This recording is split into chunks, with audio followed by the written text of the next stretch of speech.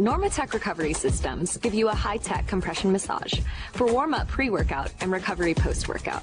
The technology is very safe and is used by a broad range of athletic types and really any fitness enthusiast looking to get the most out of their workout. The whole idea is that we're using air compression to help increase circulation in the body. We wanted to mimic physiology, the way the body moves fluids. We went ahead and took a lot of those principles and put it into a system that you can use on your different extremities and your hips as well. Normatec has been an industry leader in pneumatic compression, providing improved mobility and profound healing for thousands of patients. We continually work with researchers to study and develop the effectiveness of our technology. It's all about creating that community space where people have a conversation around recovery and start really challenging their beliefs in what is possible and what they've known and maybe what could be.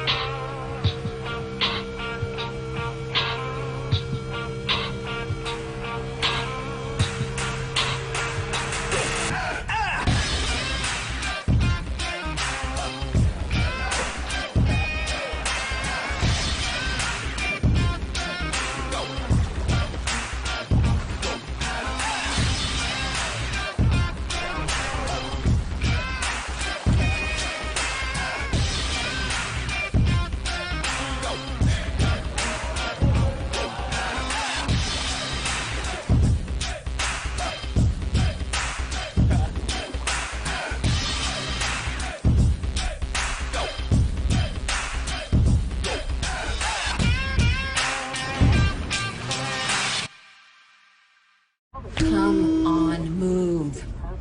Of course, there aren't any spots.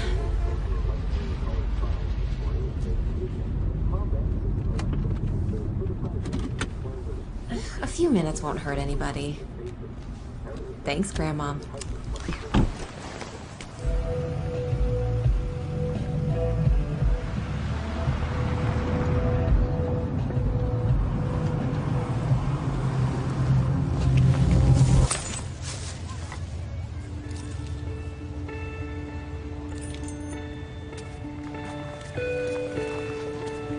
Paralyzed Veterans of America works tirelessly every day to create a more accessible America. Let's leave the accessible spaces to the people who actually need them. Whatever the reason, excuses don't excuse. Join PVA and be part of the solution. Honor the spot.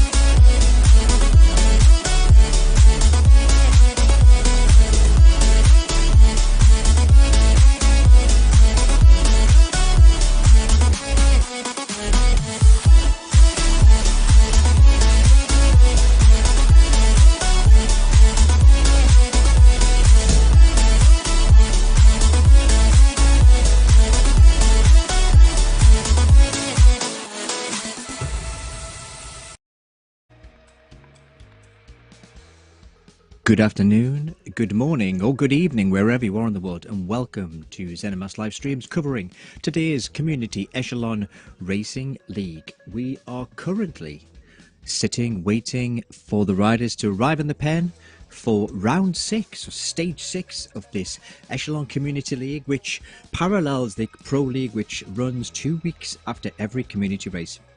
Currently, there's the schedule there. This is the Community Series dates. We've already had some great critic races in Indy, as well as in the Tour of America, Daryl and Tulsa crit. A TT last time in the Tour of Gila, or Gila.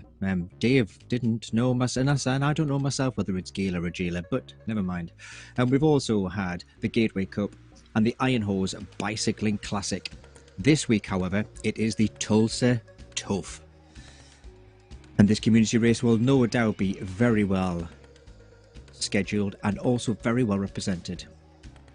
And here we go, the 21 or 22 Pro Series League dates. And we can see that the Pro League follows the week later. This is for a couple of reasons. One is it allows us to spread the races out so you get good coverage every week. But also, one of the great things that the Echelon community or the Echelon Racing League do is they allow the top 10 racers who finish first or finish in the top 10 positions in the community leagues to race in the Pro Leagues with the big names themselves. And we're seeing some great performances from the community guys so far in the Pro League. They're in the A-race standings. We've got 4 of our 5 top racers racing the pros, and in the women we've got the 2 of the top 5 racing in the Women's Pro Series 2.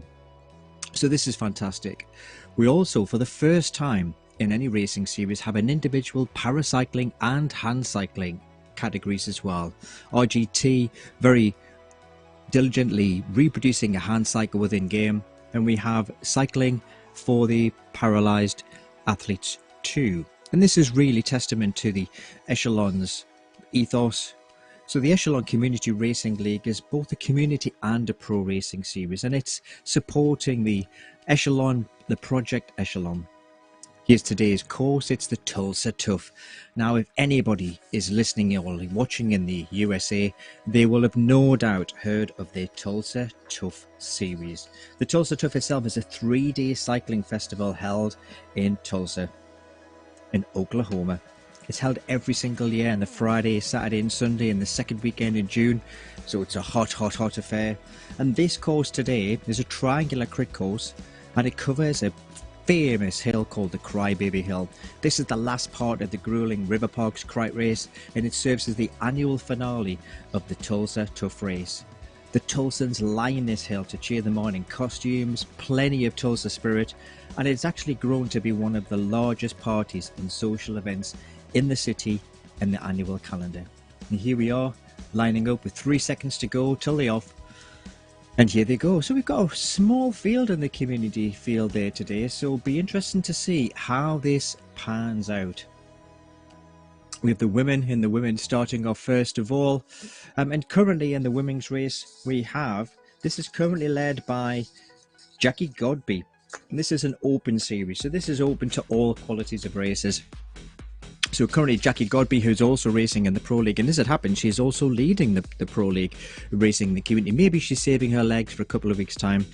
We've also got in the Women's Open, we've got Jackie Godby, Anna Ronick-Eichen, Kate Ouellette, Gabrielle Sherman and Eva Marie Dora are our first 5 races. And we can see Eva Marie making a very early start on this Crybaby Hill, which is actually just a little short punchy climb. It's 2 small climbs, actually 2 punchy climbs, about 21 meters in elevation both times in the whole of the lap. So it's not a big climbing event, but these little punchy climbs are just perfect for crit courses, just to break the field up. We'll see this is where most of the attacks will happen, and we can see already that that blistering start has caused these front 4 riders to break away from chasing riders. So we've got Dora in there, Rackanen in there, but we don't see Jackie Godby. So Jackie Godby currently has a quite comfortable 240 point lead in the women's series, so maybe she is having a week off to let her legs recover. Maybe she's actually there in Tulsa herself, kind of living it up in good old Tulsa time. And for those who are avid music followers, you remember that great song by I remember it by Eric Clapton, Tulsa Time. It was actually written by Danny Flowers in 1978, but Eric Clapton covered it most famously in 1972, and then he really hit the big time when he covered it in 1984, I believe, when he did his live album Just One Night. Just One Night with Eric Clapton. Any of you guys had Just One Night with Eric Clapton? I certainly haven't, but my dad has actually met Eric Clapton. Claim to fame, #1. And they actually sing Tulsa Time. But back to the racing. Here we go. We can see these four ladies have absolutely broken free of the rest of the crowd, and I'm expecting this to be the lead group that takes it around. Now, what would be interesting is this is a 25-lap race. So this is going to be a bit of a stage of attrition, I think. Well, whether we're going to see any early attacks with such a small field, I don't know. Whether these four ladies will stick it together for the time being, or whether they will actually really start attacking. And we can see there, Anna's already on the attack on this second lap we're already seeing some big attacks going up in this first hill. So it may be this is not going to be a nice little cruise round on a Saturday afternoon in Tulsa, just to kind of get some points. Anna currently is doing extremely well in this series. So currently she's raced in 3 of the races. She came first in the Indy Series, she came 3rd in the Tour of America's Dairyland Toast Crit, and then she came 4th again in the Gateway Cup at Benton Park.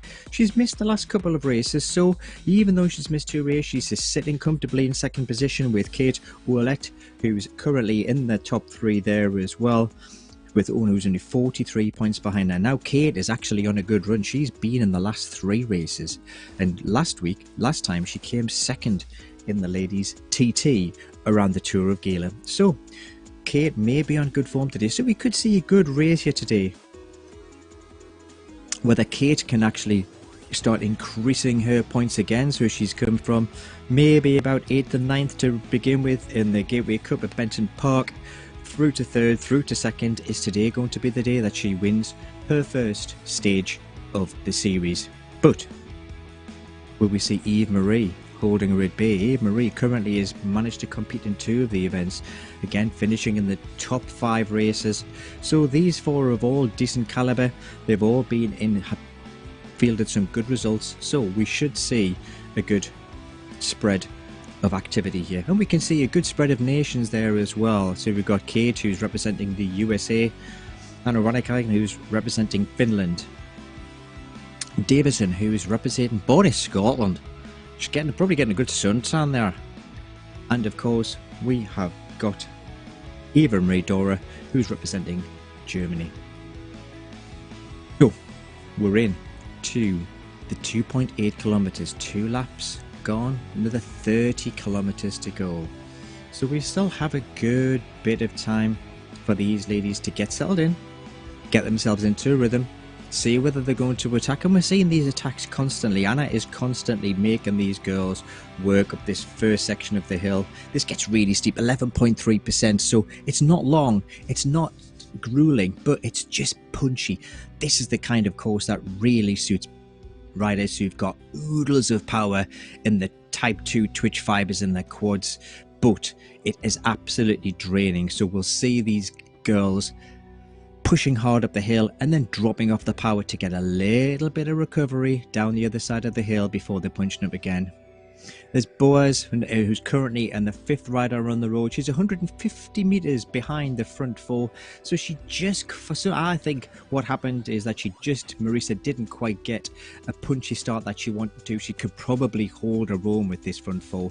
But as we could see from the line, that as it always is in these RGT races, absolutely smashing it off the line, creating gaps here, there and everywhere as soon as they leave the pen, causing some of these riders just to drop off into no man's land. And currently Marisa's in no man's land. She's stuck between the front 4 and the chasing pack, which doesn't seem to be a pack. We've got a lot of individual riders running down there. We've got Taylor Lang from the United Kingdom down in St. Carla Lang currently, but again, she's working hard. She's putting those red zone in up this little climb, so she's certainly not taking it easy. She's certainly not cruising round this course today. And I would expect all of the girls to, if they're not going to be in this for the racing, and it's really difficult being in a race when there's no wheels to follow at all. You really have to dig deep. This really calls on your mental resilience to really turn this into a really hard sessional workout to actually get a good bit of sweat going, get a good bit of cardiovascular fitness going, and keep yourself tucking over. Pulga there representing Spain, I believe, in 8th place. Again, there's gaps forming all down the road. Boaz, Azini, Ling and Pulga all are riding solo. It would be interesting to see whether anybody attempts to close on the gap the rider ahead to try and team up, give themselves a bit more work, and we might see this maybe, if these gaps stay fairly static, we might see this a little bit later on in the race as riders get tired, whether we see some of those gaps closing down. But back to the front four, so this front four is sticking together yet again. Look, all 4 of them going into red numbers, going up this little dinky little punchy climb that we can see, this beautiful crybaby hill. Don't think any of these girls will be crying anyway at the moment, but we may well some tears as we come to the finishing line, depending on who crosses first, obviously. Davison, who does not currently fare in the top 5 races in the league, so it'd be interesting to see whether she can hold these front 3 girls who are obviously of very good caliber, and whether she can hold her own, and whether actually she might take these girls by surprise. We'll see whether we can find out where she is currently in the league. But as we can see, these girls are pushing the red zone up that first little bit of the hill, dropping down into this blue zone, which if you know anything about RGT racing or anything about virtual racing, one of the beauties about virtual racing is that we can see exactly how hard these racers are working. So in the top left hand corner there, we can see what they're actually doing through the pedals on the bike. We can tell what the power is, we can see what cadence they're spinning along at. And it looks like, I think the camera currently is on, she's grinding a bit. She's comfortably just ticking along at 53 revs per minute. So she's obviously got a lot of power, has Kate, because she's keeping her cadence low. She's using the power of her quads. Now, will she pay for this later in the race, as she's using a lot of power here to maintain these positions? She's not spinning away like Raikkonen and Davidson there. She's actually keeping her cadence low. Will that low cadence cost her when she needs to bring on this punchy power later on in the race? We don't know. We can also see in that top left hand corner the heart rate of the riders. Now, everyone's heart rate will be individual depending on the level of fitness, their age, and if they have any other health conditions, but most of these riders will be absolutely at the tip top of fitness and as fit as a butcher's dog. But because of that, we can actually see how hard these girls are working. So as I was saying, underneath the names of the riders, we have a coloured bar. Now, this coloured bar gives us an idea about how hard the rider is working. If it's up into the red, that means one thing, that just means pain. And we can see that these girls are actually already lapping Pulga there. Now, Pulga won't be able to sit in their draft, because when you get lapped in RGT, your draft decreases, and therefore it's much harder to hold that front group, which is really good. It means that those riders cannot just tag onto the back and have a couple of laps to close down riders in front. When it's in red there, we can see that this is really when they're up into this really high intensity power.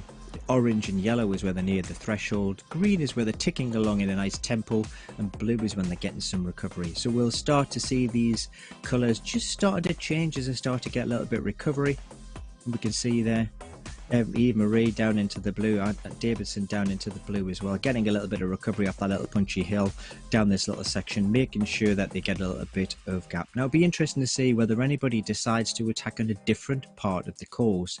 So this is a slightly less aggressive part of the hill, not quite as punchy as the first bit, but still a place where we might see some attacks in some of the bigger packs later on. These forward girls are comfortably ahead of the rest of the riders. There's Marisa Boas, still currently riding in 5th place, and she's managing to pull away from Zani in 6th place. She's now got a 700-metre advantage over her racer behind her, and she also is going to lap Pulga from the Community League. Now, with the ladies, this is an open league, so we will see riders in this league from all categories of racing. And depending on whether you do your racing outdoors and you know the actual elite categories of racing, or whether you do your racing indoors via RGT or via Swift, you will see all category races in the Women's Open Series. It'd be great if we could see some more ladies get involved in the series to make sure that we do have good representation across all 4 of the categories.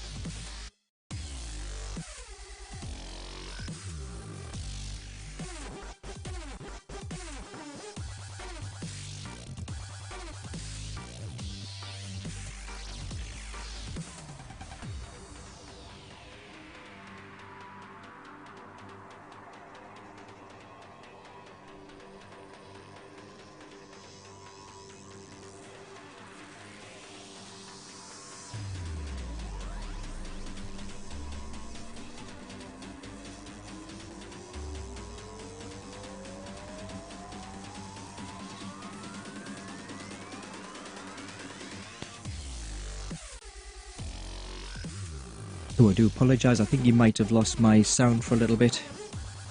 I do apologise about that. Sorry that I am now back. Had a little bit of a technical error at my end.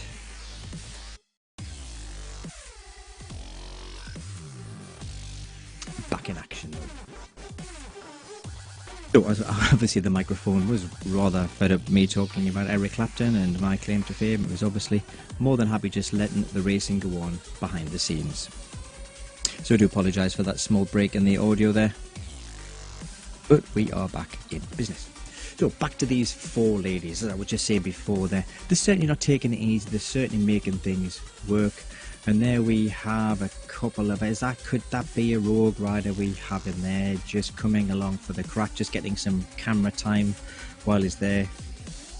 There's Kato Ouellette, she's actually making a break off the front with Ronkainen as well, chasing her down. Is this the first real break that we're seeing of the race today?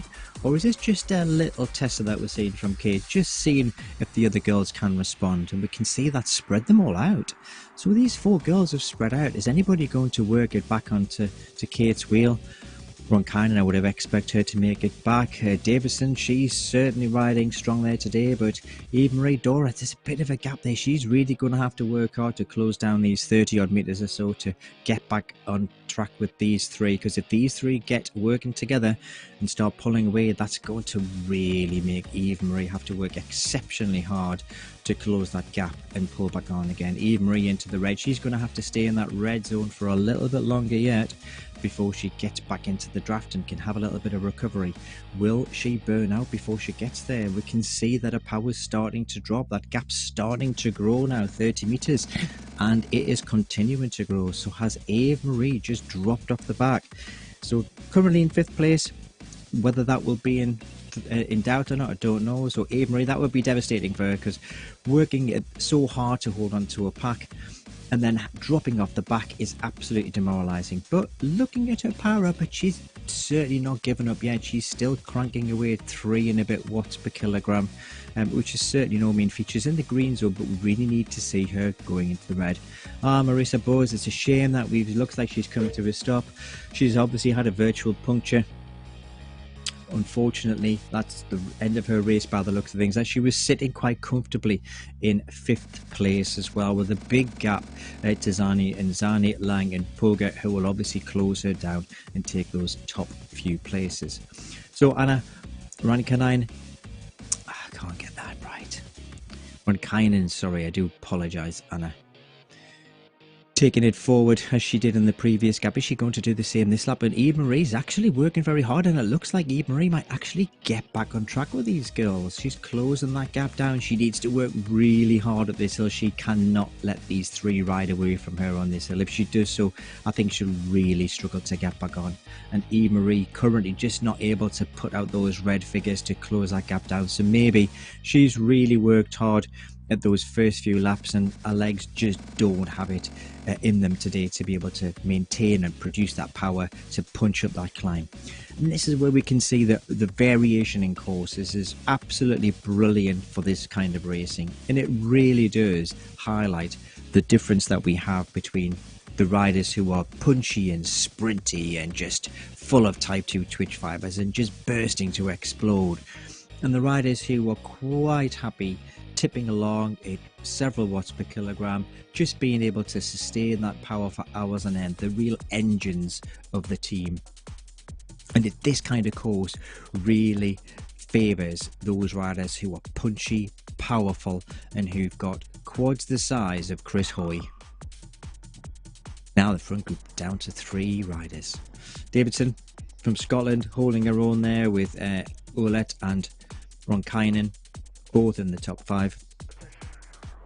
Interesting to see if we see any more attacks. Is Ronkainen going to put some more attacks in that first bit? So we've now broken that front group down to 3 riders, and we're not even halfway yet. So will we see Ronkainen continue to attack?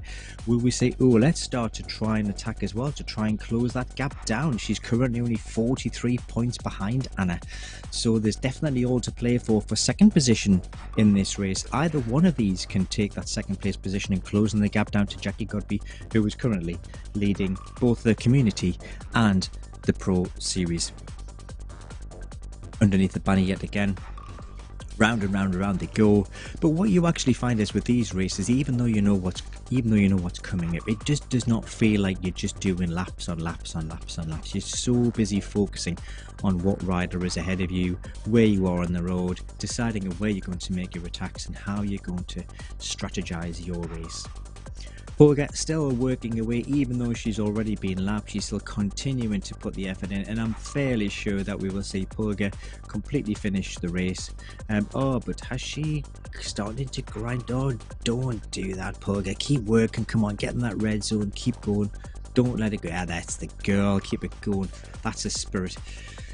Good to see Purga back in the red zone. So even though, you know, she's certainly not kind of going to be in the front runner, she's working hard. She's certainly putting herself through the paces. So if nothing else, this is going to be a great workout for her. And if she continues to work this hard in these races, that's only going to make her progressively stronger. She's going to be able to hold on to this front group a little bit longer. I certainly work her way through some of the other race series that are on the RGT platform.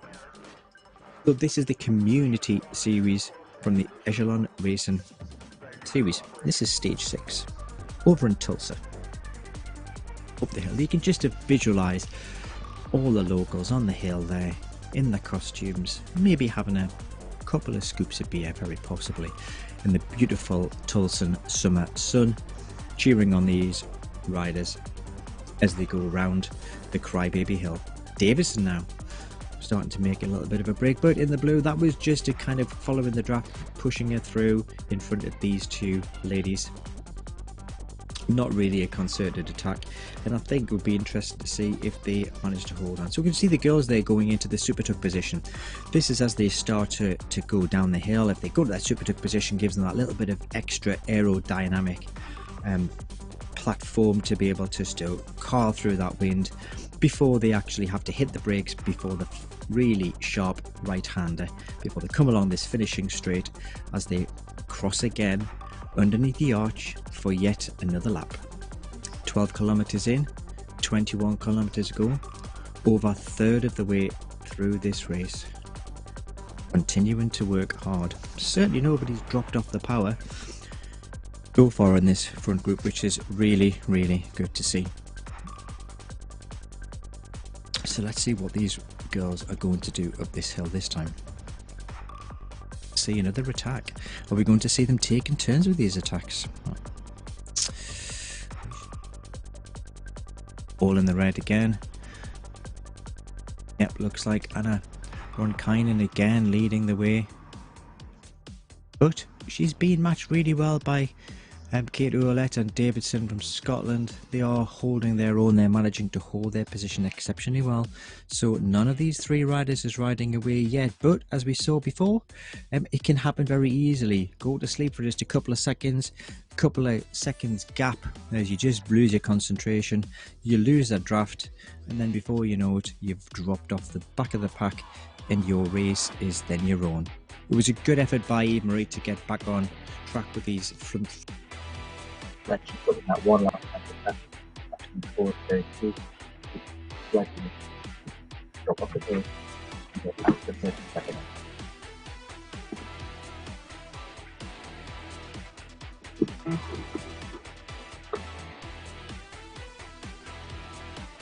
You really nice and working hard.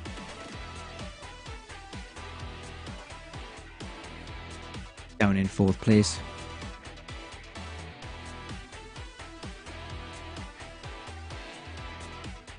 Still continuing to work in that orange zone and the yellow zone, so she's certainly not taking it easy, but I think she knows that for her to catch this front 3 pack is going to be exceptionally difficult for her. I think she really wants to stay away from Lang in 5th place. I can't see that being a problem, but she has to stay alert. She can't just tick around in a nice, easy, relaxing pace, enjoying the scenery and taking it all in for the next 20 kilometers. She does have to work hard, because that 1.62 kilometers can slowly come back down if she doesn't watch what she's doing, particularly because Lang in 5th place there currently thumping out red numbers as she climbs Crybaby Hill.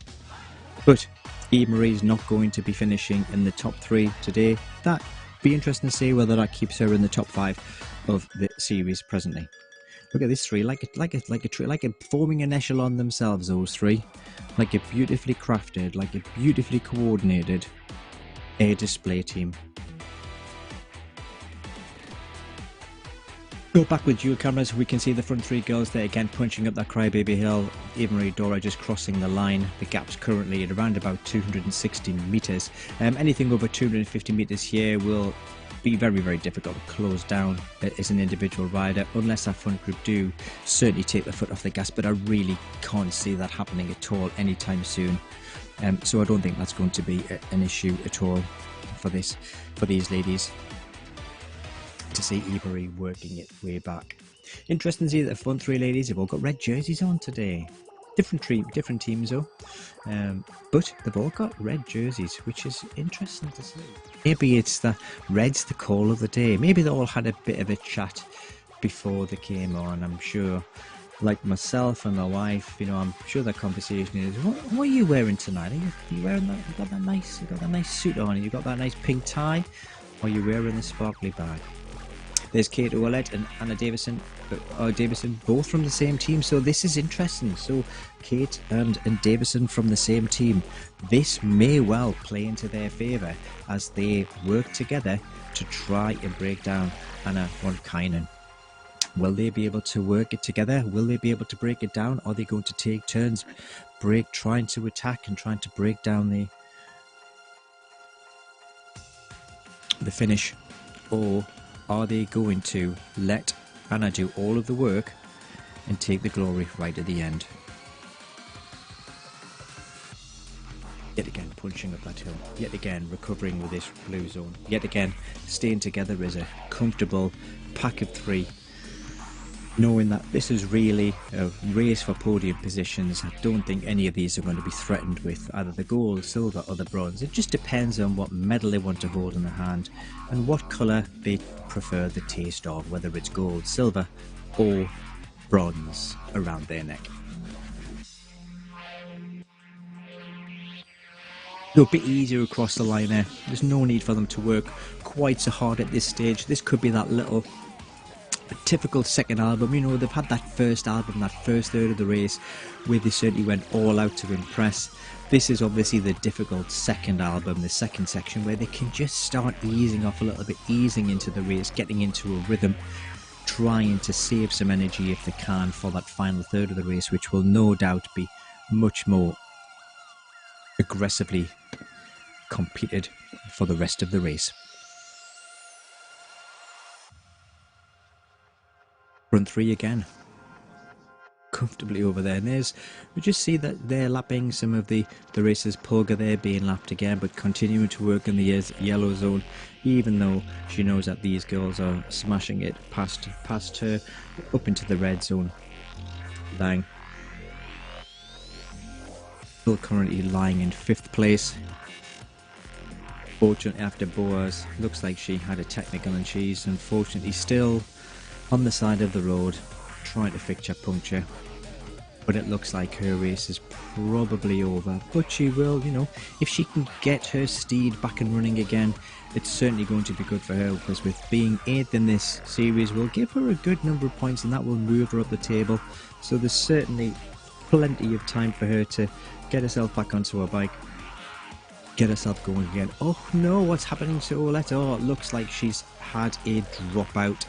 So it looks like Kate has also had a virtual puncture as well. That's 2 of the girls that we can see have had technical problems in this race, and the front 2 kind of are going to capitalise on that, I think. So Ronkainen breaking away, making the most of this. Davidson obviously just holding back a little bit to see whether a teammate gets going again, but it does look like Kate is absolutely dead in the water, sadly. So I can just imagine her seeing her in a pain cave there, swearing at anything that's within verbal distance, waving her hands in the air, wiping the sweat from her brow, and being extremely frustrated at having to just sit there, nothing happening on screen, trying her hardest at home and desperately trying to get things back reconnected again, because she's currently still sitting in a position where she can score good points and she can still close that gap down.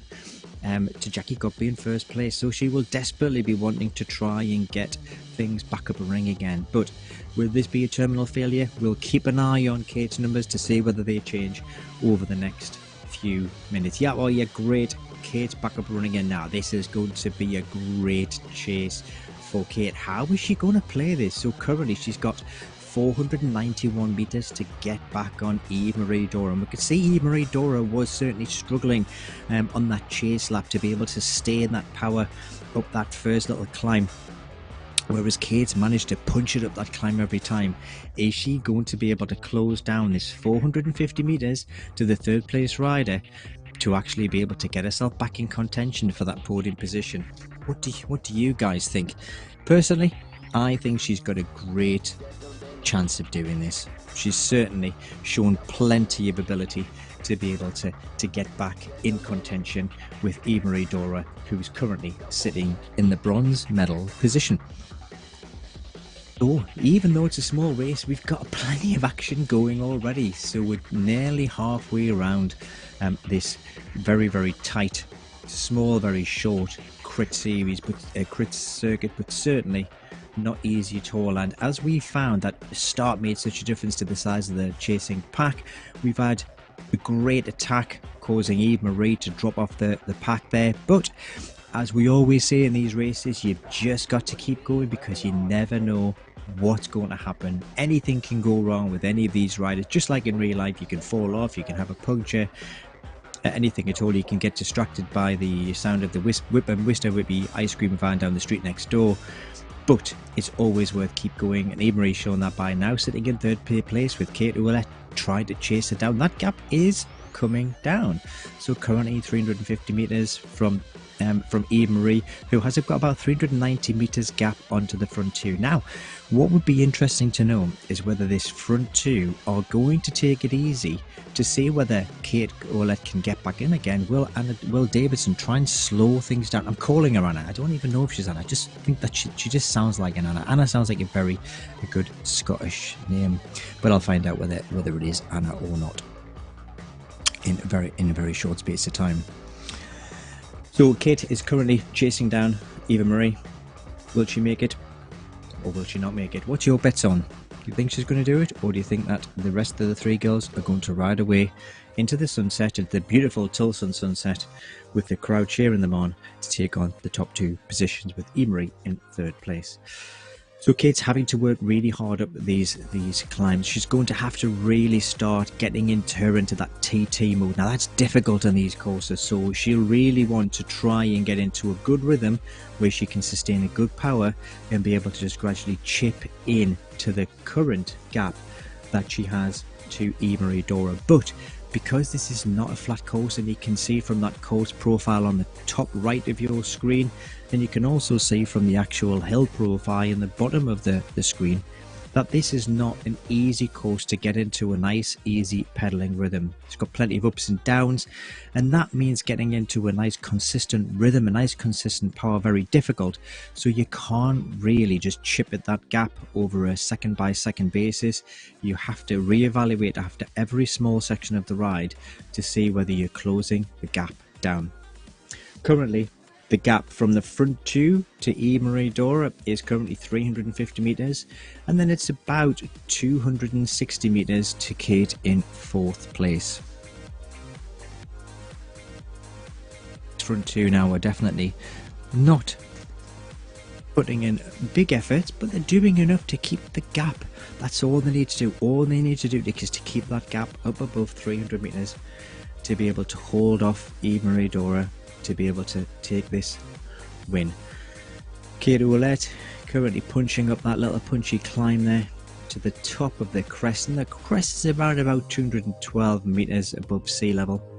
They start at around about 194 meters above sea level too, so there's only about 20 meters of climbing, but as you can see from the profile of the course, it's over a very punchy short distance, which is why we can see the hill profile going up into the red in the first climb, up into the orange in the second climb as well, as these riders have to work really hard to get up that climb and be able to maintain that power over the top to be able to carry the speed into a little bit of recovery as they come downhill, which we can see Kate doing there now on the right hand screen.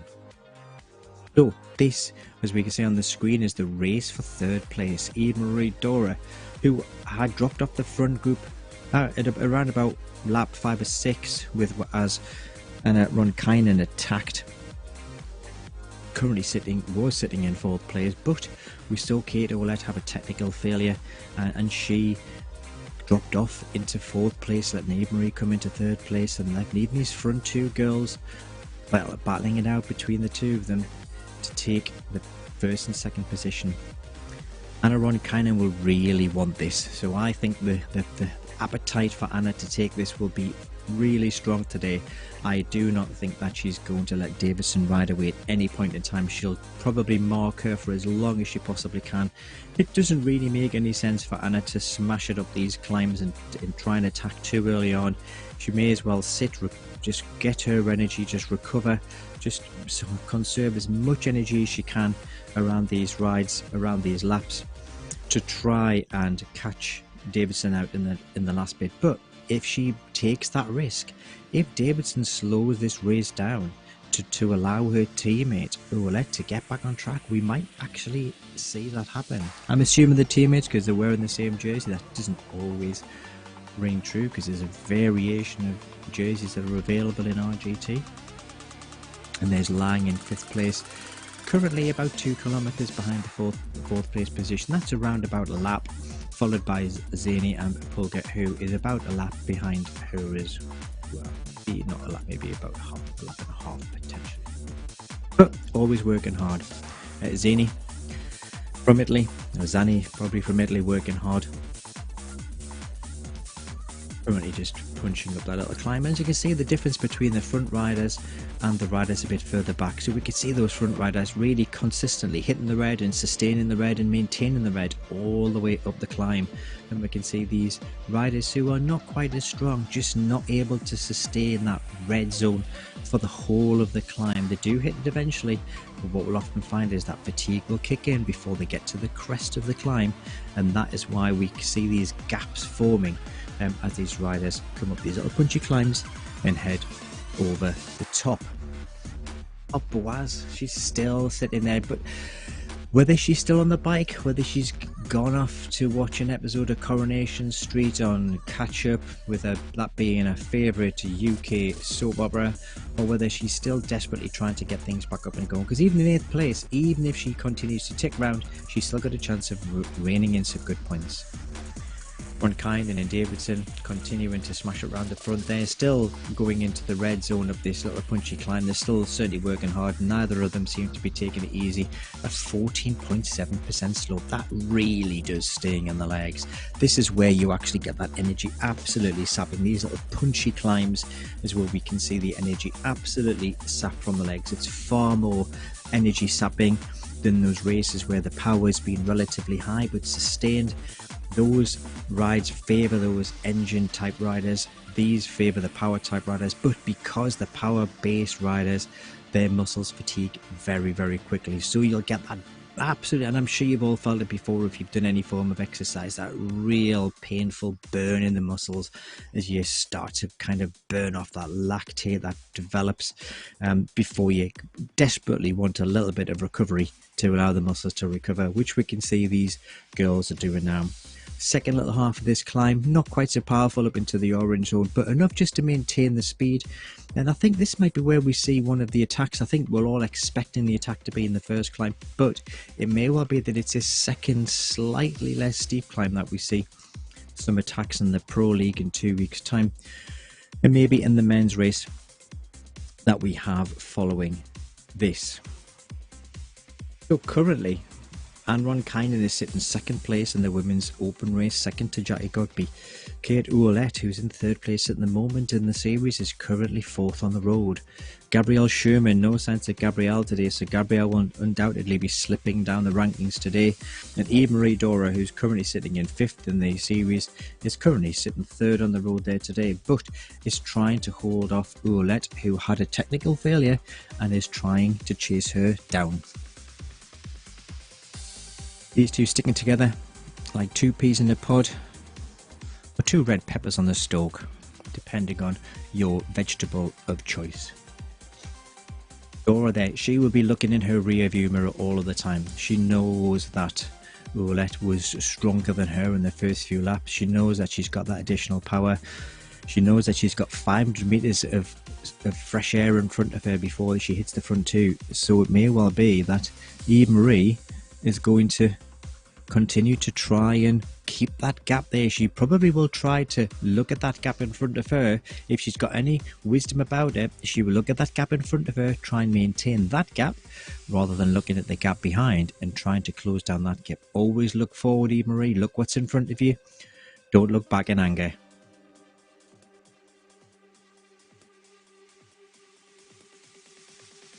Coming up to the end of yet another lap, 21.3 kilometers down. So we're almost 2/3. Eve's almost 2/3 of the way through this race. So second difficult album is almost finished. She's now coming up to the third album, which is always that funny one, isn't it? The third album. You never really see very good. I can't think of any real artists who've had a third album that's been the best album. Maybe some artists in the 60s, 70s maybe, but certainly not nowadays. Many artists don't even get to a third album. No. But we know that Coldplay next year, they've decided to hang their hat up next year. They're always good for bands to kind of announce their retirement, a good time. Just make sure they get the pension pot topped up before they finally retire. Get their feet up, torn slippers on, get the pipe out, and watch some of the fantastic racing that we can see on RGT through ZMS Broadcasting. So Anna Davidson now. So it looks like Davidson has made a bit of a break. She's got a 49-meter gap now on Ron Kynan. So is Ron Kynan going to let that go? Is she going to let her possible grip on a really strong challenge to Jackie Godby go? Or is she going to put in a bit of effort to try and close this gap down, to try and get back onto the wheel of Davidson? Gap is coming down a little bit, but will we see what we did last time with Eve Marie Dora? So crossing that line again, Eve Marie Dora managed to get that gap down to about 30 meters, but as we're going to see now, as they hit that really steep climb, will Davidson be able to put in the power to maintain it, or will Ron Kynan, who we've seen has got the power to be able to really pull up this hill, will she use that real power to pull her back in contention with Davidson? And we can see the difference in the figures there. We've got, as we can see, Ron Kynan, is she going to make a counter attack and come over the top? No, she's just going to sit on there, let Davidson do the work. Good closing down there by Ron Kynan, but will that have taken something out of her? Will Davidson attacks again? Will that cause Ron Kynan to actually drop off the back of her? I'll see very, very soon. So let me tell you a little bit more about the Echelon Community Racing League. So the Echelon Community Racing League is in partner with the Pro Racing League, and as I was saying to you before, that runs 2 weeks following the community, 1 week following the community races.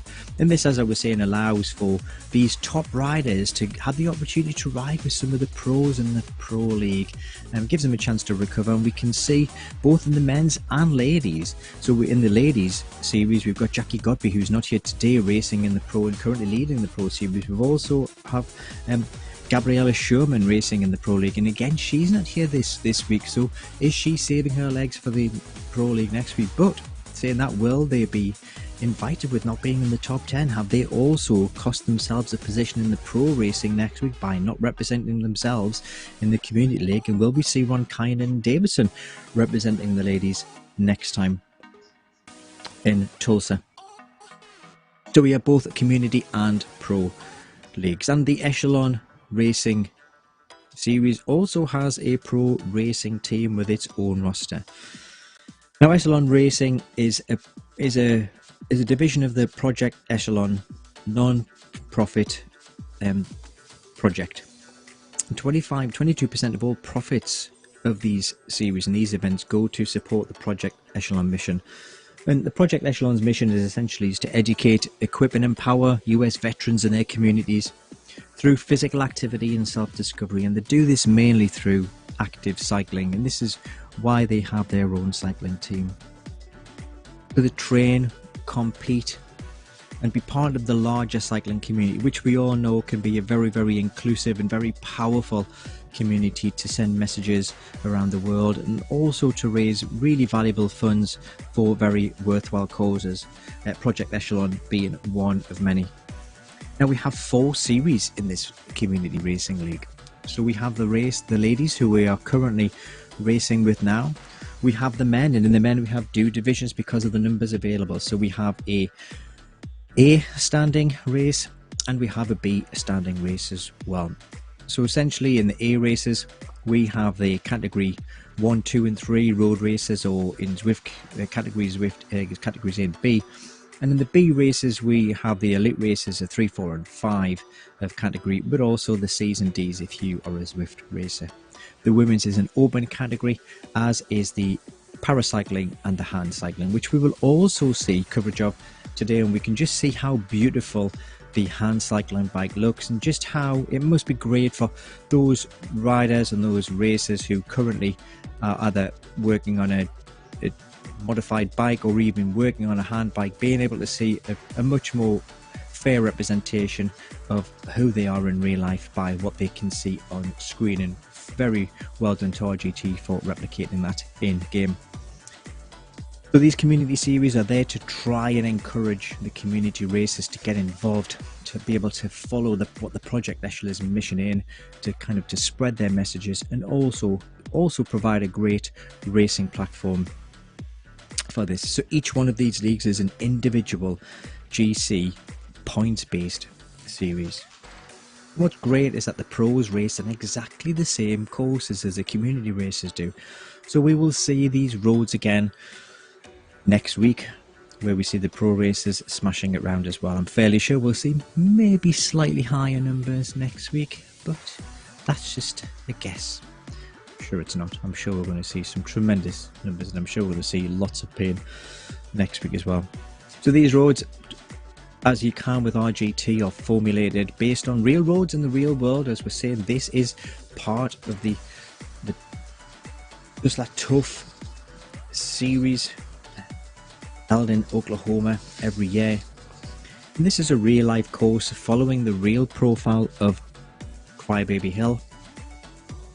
And these are replicated in RGT by the use of the fantastic facility that they call Magic Road. So you can submit a clean GPX file to RGT and they will transform that into real roads in game. So what the racers are feeling here is actually what they will feel in real life. The only difference is that we don't have the same vista that we will do in real life, when currently RGT dynamically produces a kind of an artificially produced vista around that. Currently it's a countryside, but there is work in the pipeline to allow these magic roads to have different vistas depending on the kind of road that they are representing. And that would be great to see if we can see some variations such as deserts and cityscapes as well on these real roads, to really try and get a true feel of where we are in the world. But we're currently in that lovely sunny center of Tulsa and Oklahoma, going around this small triangular crit punchy circuit with the 2 ladies at the front, Ron Kynan and Davidson continuing to smash it off the front there, with Pulga and Zani on the left working together now. Now it'll be interesting, Pulga's being lapped, and I think Pulga has been lapped by Zani as well. I think she's about a lap behind, but it'd be good to see if she can actually just hold a draft. And if these two work together, certainly makes that racing a little bit more challenging, certainly makes it a little bit more enjoyable if you've got another wheel beside you, whether you're riding with them or whether you're racing against them. It's always just adds to that little bit of enjoyment and just makes it a little bit more competitive, makes it a little bit more interactive, and makes you work that little bit harder to be able to try and maintain your position, hold that wheel or break away. And we'll no doubt see these little breaks between these two riders, between Zani and Pulga, but also with Ron Kynan and Davidson. Will these girls be able to maintain this gap that they've got to Dora?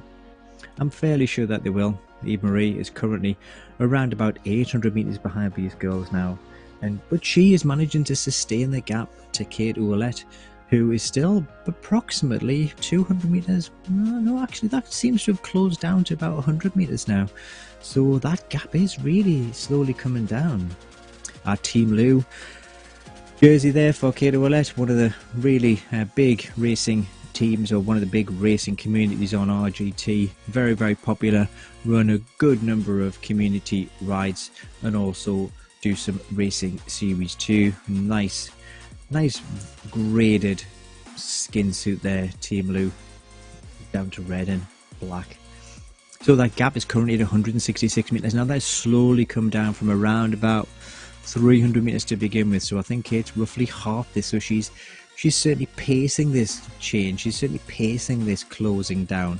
She's not really chasing in any great notch. She's being sensible. She's using her watts wisely and just closing this gap down little bit by little bit. But as we can see, as the hills come up, that gap goes up. As the hills go down, that gap will come down. But hopefully we'll actually see Kate closing it down, but she's running out of road, she's running out of time. We've only got 7 kilometers to go before the end of this race. So I think it'll be interesting to see whether she actually puts that really harsh dig in these last few laps to close down that gap to Emery in third place, to take third place on the road. What's your bet? Will she do it? Will she close down Emery in third place and take that final podium position, or will Emery hold her off for the rest of this race? I can't call it. I really can't call it. I don't know whether it's going to be called like that or not. So back with Kato Ouellette, currently in the green, just crossing that line again, coming along the finishing straight, about to hit that really steep climb. But with Kate and the other girls in red as well. So we've got position 1 and 2 on the road and position 4, all in bright red jerseys, currently separated by Eve-Marie Dora from Germany in third place. 2 front girls currently just under a kilometre ahead of the third place, so they know that these front 2 positions quite easily sewn up. But it's this race for 3rd and 4th that's going to be the one that's going to be interesting to watch for the time being. These 2 front girls are going to be ticking it along, and I'm fairly sure that one of them will make an attack. Whether they'll make the attack on the last lap or whether they'll make the attack on the lap before that, I can't call that myself. I don't know when these girls are actually going to make this attack, but I'm fairly sure it won't be too long. But will Kate Ouellette close this gap down? She currently is. She is currently closing this down a wee bit. It's certainly coming down. And Davidson, I apologise, Davidson, it's Aileen. That's another great Scottish name.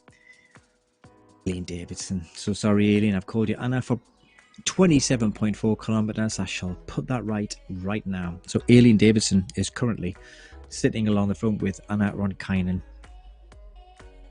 With Eve-Marie Dora is currently sitting in third place, with Kate Ouellette closing that gap. Look at the difference in the power that we can see. Eve-Marie Dora 2.5 watts per kilogram. Kate Ouellette up to 3.9 watts per kilogram. There's a big differential there. So is this a real concerted effort by Kate Ouellette to close down Eve-Marie? Will Eve-Marie be able to respond and be able to maintain that gap? Because she knows that front 2 are well out of touching distance now. She's got no chance of closing those girls down, but she still has to work really hard to keep that third place, to fight off Kate Ouellette, who is currently really trying to chase her down. Power levels around about the same now, 2.8, 3.4, not a great difference between the two. But what we will see is, let's just see what Eve-Marie starts punching up this climb. Will she be able to put out the same amount of power that we know that Kate Ouellette can do? And will that gap close down again like it did in the last lap? We see this finishing straight, that gap has closed down every single time. And I think last time it was around about 90 meters last time. So it's doubled out a little bit, but will it be able to close down again? So Eve-Marie currently in the yellow. Oh, she's not even hitting the red. Is that going to cost her time on the road? Is that going to cost her valuable meters that she's just not able to hit that red zone. She's stuck in the orange. I'm sure that she's working as hard as she can to maintain that. And we can see Kate Roulette. Let's see what happens when she... Oh, they can see Kate Roulette in the background there. Look at that red bar, absolutely full up to the top. 5.4 watts per kilogram she's pulling up there, continuing to work in that red zone. Now that will really close this gap down. So look at the cadence, 38 revolutions per minute. That's proper grinding. That just shows how much power Kate has in those legs of her, being able to maintain such a low cadence. That's real, true grinding going up that hill to really just absolute raw power that's pulling her up that hill there.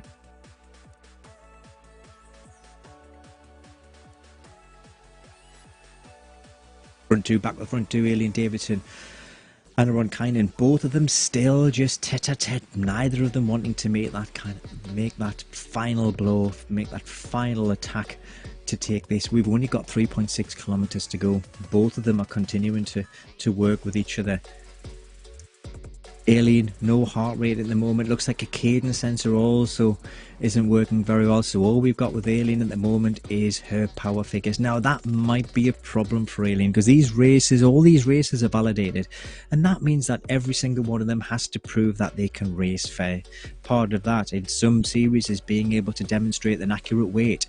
One of the things that these platforms can't see is just they can't see your physical build. We don't know what these riders look like, so they have to rely entirely on what the racers tell the platform, and that includes the weight of the racer, and that has an impact on mainly when we come to these hills. So if you're a bigger chap or a bigger lady, you have to produce more power to be able to climb these hills. So weight is a really valuable metric that we need to be accurate in these races, and also the FTP, so how hard these races can actually work, and that gives us an idea on the power bars about how hard the racer is actually working. So Aileen, as we can see, didn't have a cadence sensor, but she also didn't have a heart rate monitor. That might cost her in positions. So she may be working really hard now, whether it's because Aileen doesn't wear a heart rate monitor or whether she's had a technical failure as well. But unless we can be able to validate that, that might well disqualify her from the results, and that might shuffle everybody up the pack. So back up to this little steep climb. Eva Marie Dora still not able to hit the red. Just look at this gap now. So last time we saw that gap at the bottom of the climb was 180 meters. Now look, it's down to 50 meters, and this is probably testament to the fact that Eva Marie is starting to really struggle to produce that really high punchy power. Kate Roulette also not wearing a heart rate monitor. Will this cost in the Echelon Racer League, or are these riders well validated to be able to get away with not wearing a heart rate monitor? I'm not quite sure the detailed rules of the Echelon Racing League, but I'm sure somebody will be able to put me right on that. But nonetheless, these girls certainly aren't taking it easy. These girls are pushing out some big figures, and Eva Marie Dora's managed to pull that gap out again. But at the bottom of that hill, it was only 50 meters that time. Will we see that gap closing down again as Anna Ronkainen just puts a little bit of air between her and Aileen Davidson, but Aileen back in the red. No doubt she'll be chasing back to get back onto Anna Ronkainen's wheel. We can see that gap closing down yet again. So we've got 2.2 kilometers to go. It's still all to play for. Certainly, there's absolutely no way that either of these girls are going to let this one go now. There's just no way that's going to happen. We are going to very easily see these girls continue to absolutely smash it round to get to the end in first position. But who is going to put that decisive attack in, and when is it going to happen? So looking at the league, currently we don't have Aileen in the league at the moment. So Aileen's a new name to the women's series. So this is a great debut performance from Aileen, managing to hold on to the current second place holder of Anna Ronkainen on the road. But as we can see, we've only really got her power metric to go by, so be interesting to see whether Aileen has been validated with the series. But if not, even so, it's still given Anna a good workout, and it's certainly given Aileen a good workout as well. So we've only got 1.5 kilometers to go for the end of this race. Come along that finishing straight. We can see on the top of the screen, the right hand screen, all those white dots represent all of the races on the road. These two still absolutely head to head, absolutely. They couldn't have been tighter, and they're crossing that line for the penultimate time. So we are now into the last lap of this 6th stage of the Echelon Community Racing League on the Tulsa Tough. And we can see on the line, we can see the men currently lining up ready for their race. The paracycling guys there, the 4 of them there. We can also see the hand cycling team on the top right there waiting for this, and the men B as well. So we've got all of these racers just sitting, biding their time, waiting for these ladies to finish their race, just waiting for that race to finish so they get their fair crack of the whip. And they're starting in about 1 minute's time, so there's going to be a little bit of overlap between these races, but it would be absolutely fantastic to watch the end of this race, because I would love to see which one of these girls makes this decisive attack with less than a kilometre to go. But also, will we see Kate Ouellette closing down Eve-Marie Dora? Look at this, we've got 7 metres, 6 metres, 5 metres. She's actually going to close it down now. Is Kate Ouellette going to come right over the top and really turn the screw and really put Eve-Marie under pressure?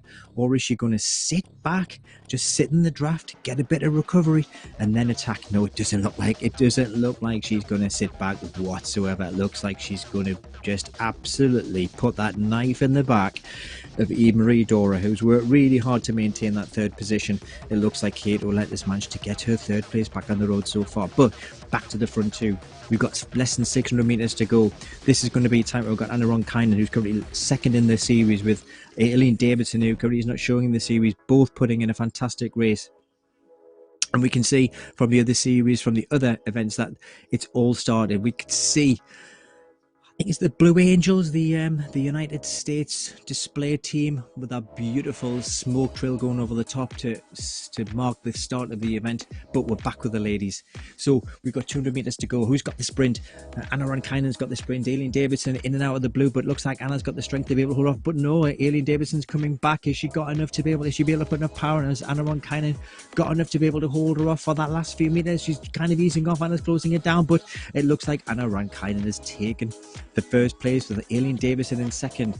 Let's just see what's happening on the road behind them. We've got Kate Ouellette currently in 3rd place with Eve-Marie Dora only 36 metres behind us. So this is definitely not over yet by any stretch of imagination. So these girls are almost a lap behind the front of. So these girls have got a lap to go.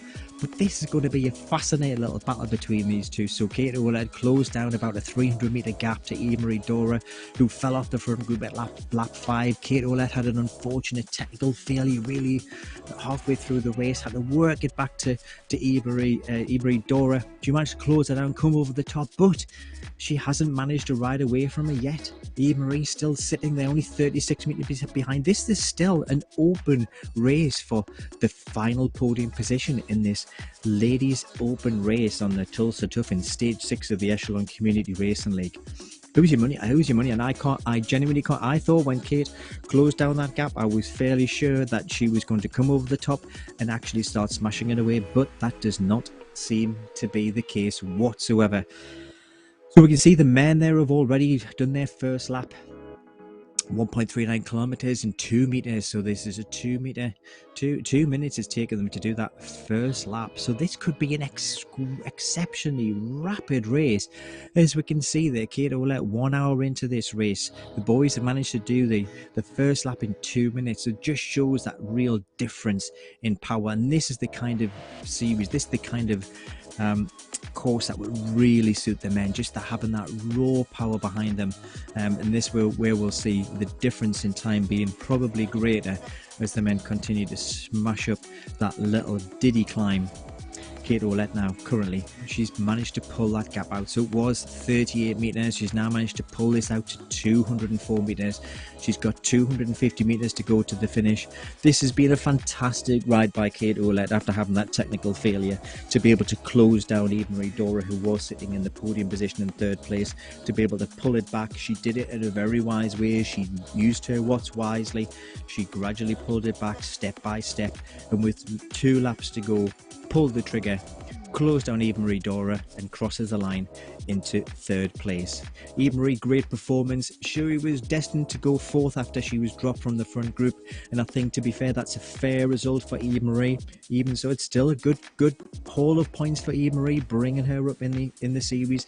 Everyone making some space up on Jackie Godby, who didn't represent the ladies there today, but absolutely stonking race from the ladies there. Fantastic bit of riding from all of them, really competitive. And now we hop over to the men's A race, and this is where we are going to see a completely different kettle of fish with these guys. So first of all, we're going to see, so there we go, we've already done 2 laps and we're less than 4 minutes into this race. So this start of the race is going to be absolutely fast and furious. Bigger pack. What we're going to see with this bigger pack is we're going to see multiple attacks, as we see on RGT, on all of the races that we've seen through ZMS live broadcasting. We just see that it is just attack after attack after attack after attack after attack. There is absolutely no let up whatsoever in any of these races that we can see, which is fantastic. So we're riding currently with Usburn off the front, Volkovsky on the men B. And we can see some familiar names there in the B. So Hambrick, Marion Hambrick currently is leading the B race standings at the moment, but we have some new names, but none of these guys are certainly going to be taking it easy. They will all be putting some pressure on Marion for the top spot. Marion currently top of the B race standings with 727 points, followed by Brad Borders with 713, David Avid Broku with 707, Andrew Billing with 610, and Kerry Tyler with 373. So the top 3, Marion Hambrick, Borders and Broku, are currently all in the 700 points. We can certainly see that Hambrick is there at the moment. So, and Broku's there as well in those top 11 races. So the top of the table clash is going to be a strong one. The A races is the paracycling guys and girls. So currently Kilgore is leading that series. Paul is currently leaving the series. Berini is currently in 4th place. He's currently managed to pull out 170 meters gap on Kilgore, so it's certainly at the moment Kilgore's got a really quite a comfortable lead in the series, having raced in every single one of the series so far that I can see. He's pretty much won everything by the looks of things so far, but it'd be really good if Bereni can put a little bit of pressure onto him today. And Holmes in currently in 3rd place, third place on the road there. The 3 of them racing together. Be interesting to see how this fans out, whether this will be almost like an individual TT for all 3 of them. Last week we were in the Tour of the Gila last week, which was an individual TT. Draft was off, very much race your own race. So with only such a small field in the paracycling race, we may well see that these guys are all having to get into a comfortable pace, get into a rhythm and be able to TT this round. But as we can see, this is not a course that's built for TT riding. It's punchy, it's changing, it's up, it's down, it's in, it's out, it's round and round. It's a bit like doing the hokey cokey in 1.2 kilometers of triangular circuit racing. Holmes there currently. Let's just see whether these paracycling guys can hit that red zone. So I think it's always that little bit more difficult, but we can see they're just working just as hard up into the yellow, up into the red. These red figures, even though we're not seeing the figures quite as high as what they were with it, we'd still see that this is working into their pain zone. So this is a really good reflection of how hard these guys and girls actually do work. Despite their disabilities, they're working just as hard as what they would do as the able-bodied guys. They're putting out just as much effort. Yes, they can't provide the same amount of power, but the amount of workload that they're putting on the muscles, the amount of training stress that they're putting on their bodies is just the same. And there, as we mentioned before, is that really beautifully represented hand bike that RGT have very, very beautifully reproduced there. And we can see that we've got a really quite a good representation in the hand cycling. I currently don't have the hand cycling standings at the moment, I'm afraid, but I will try and get that in front of me very soon.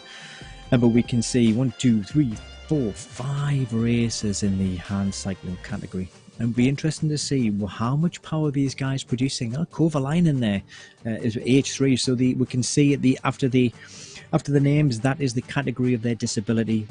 The majority of these paracycling athletes.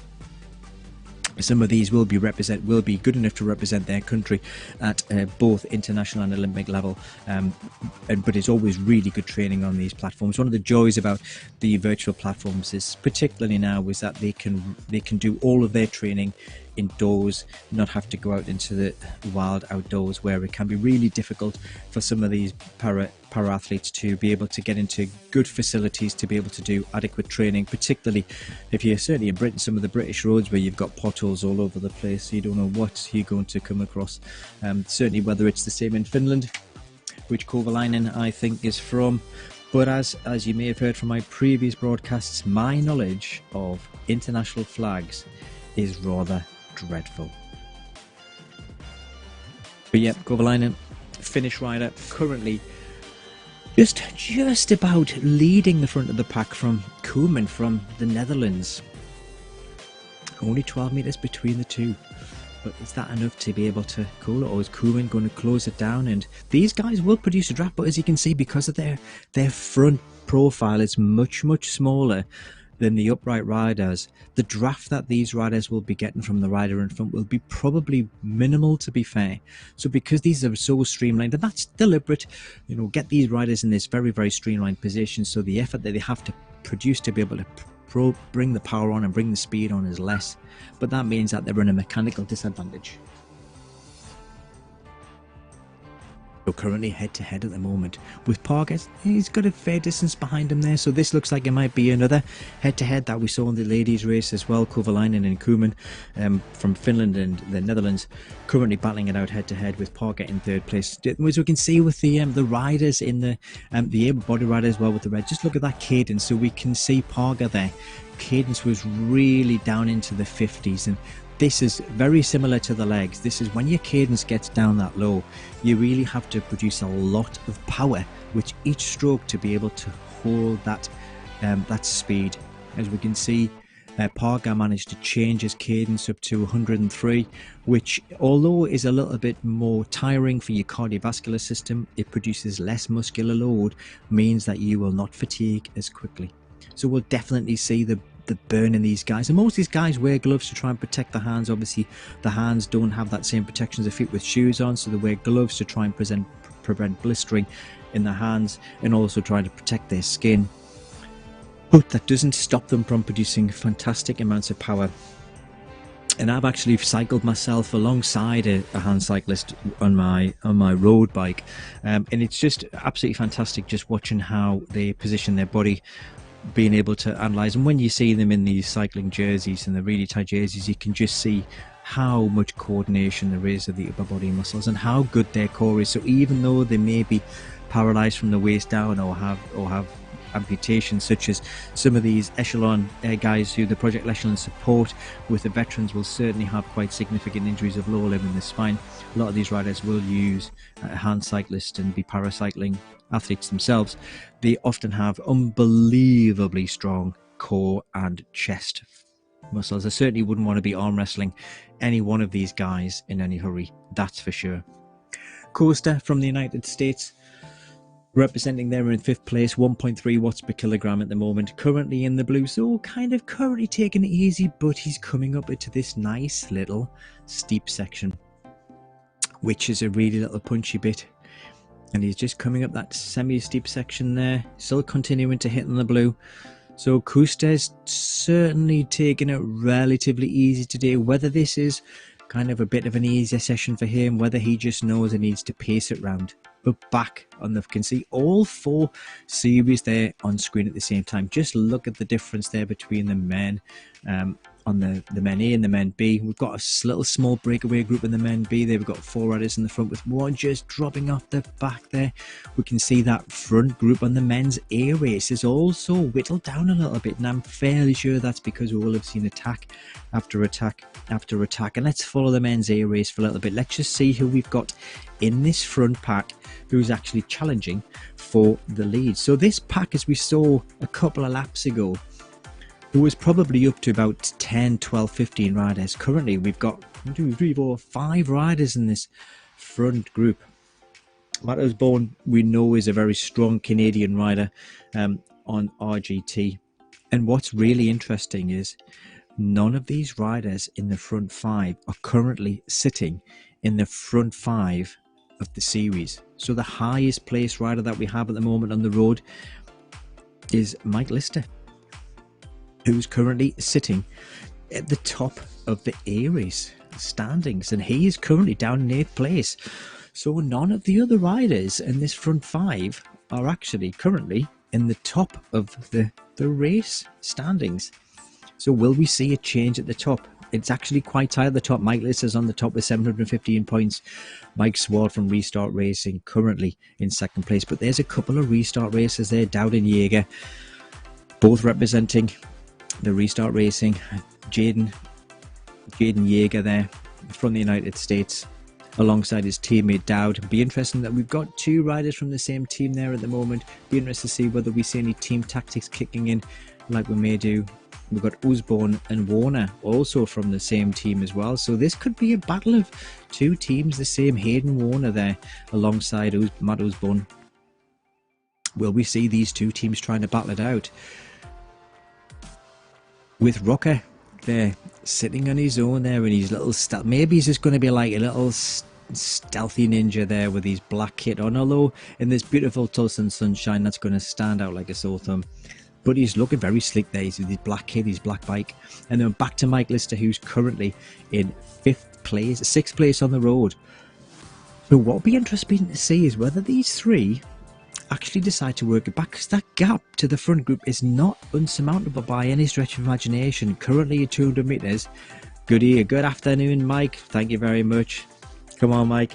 Let's see you get back in there. Ryan Miller, who's currently Rob Miller, sorry, who's currently sitting in 4th place in the series, getting lapped by the chasing pack. Will Rob be able to get back on track with these guys? Will be able to help their draft to get them back to chase the front group down? So Mike is going to have to put a good effort in here to try and chase this group down. Will the other guys, will Wellison and Shaik, work with him to be able to pull this gap back? Hill from the United States just dropping off that small group there, so it looks like Hill's going to have to try and pace himself away from Kucharski and Swart, who's in 11th place at the moment, chasing them down. Back to the front group in the A. Oh no, sorry, back in the 10th position. There's Kucharski and Swart. Swart there, Restart Racing. He's got 2 of his colleagues up the front there with Dowd and Hayden. Will he be able to close some of this gap down? But they've got a good 500-600 meters on the group ahead of them, so it looks like these guys are going to be racing as a 3. And there we can see on the Zoom call, we can see the variation in all of the different riders that we can see. We've got Austin, Jackie and Santa Kuman there, all on the hand bikes. Kuman there working really hard. Just look at that cadence there as he works along that. There's obviously looking at him. I'm assuming that these hand cyclists, we'll be riding with Coonan in the moment. Yes, we are. We can just see that Coonan's in that red zone, and we can just see that represented really beautifully on that video on the top right-hand corner there. Sanders certainly putting in some effort. Jackie Jones there looking relatively, still looks like he's got a bit of a lower cadence there, putting in a bit of power. Austin Parker there just about dropping off the screen. Austin, you need to get your camera right next time. Love your flag in the background. Looks like a beautiful sunny day where we are, but we want to see some more of that effort. Let's get those camera.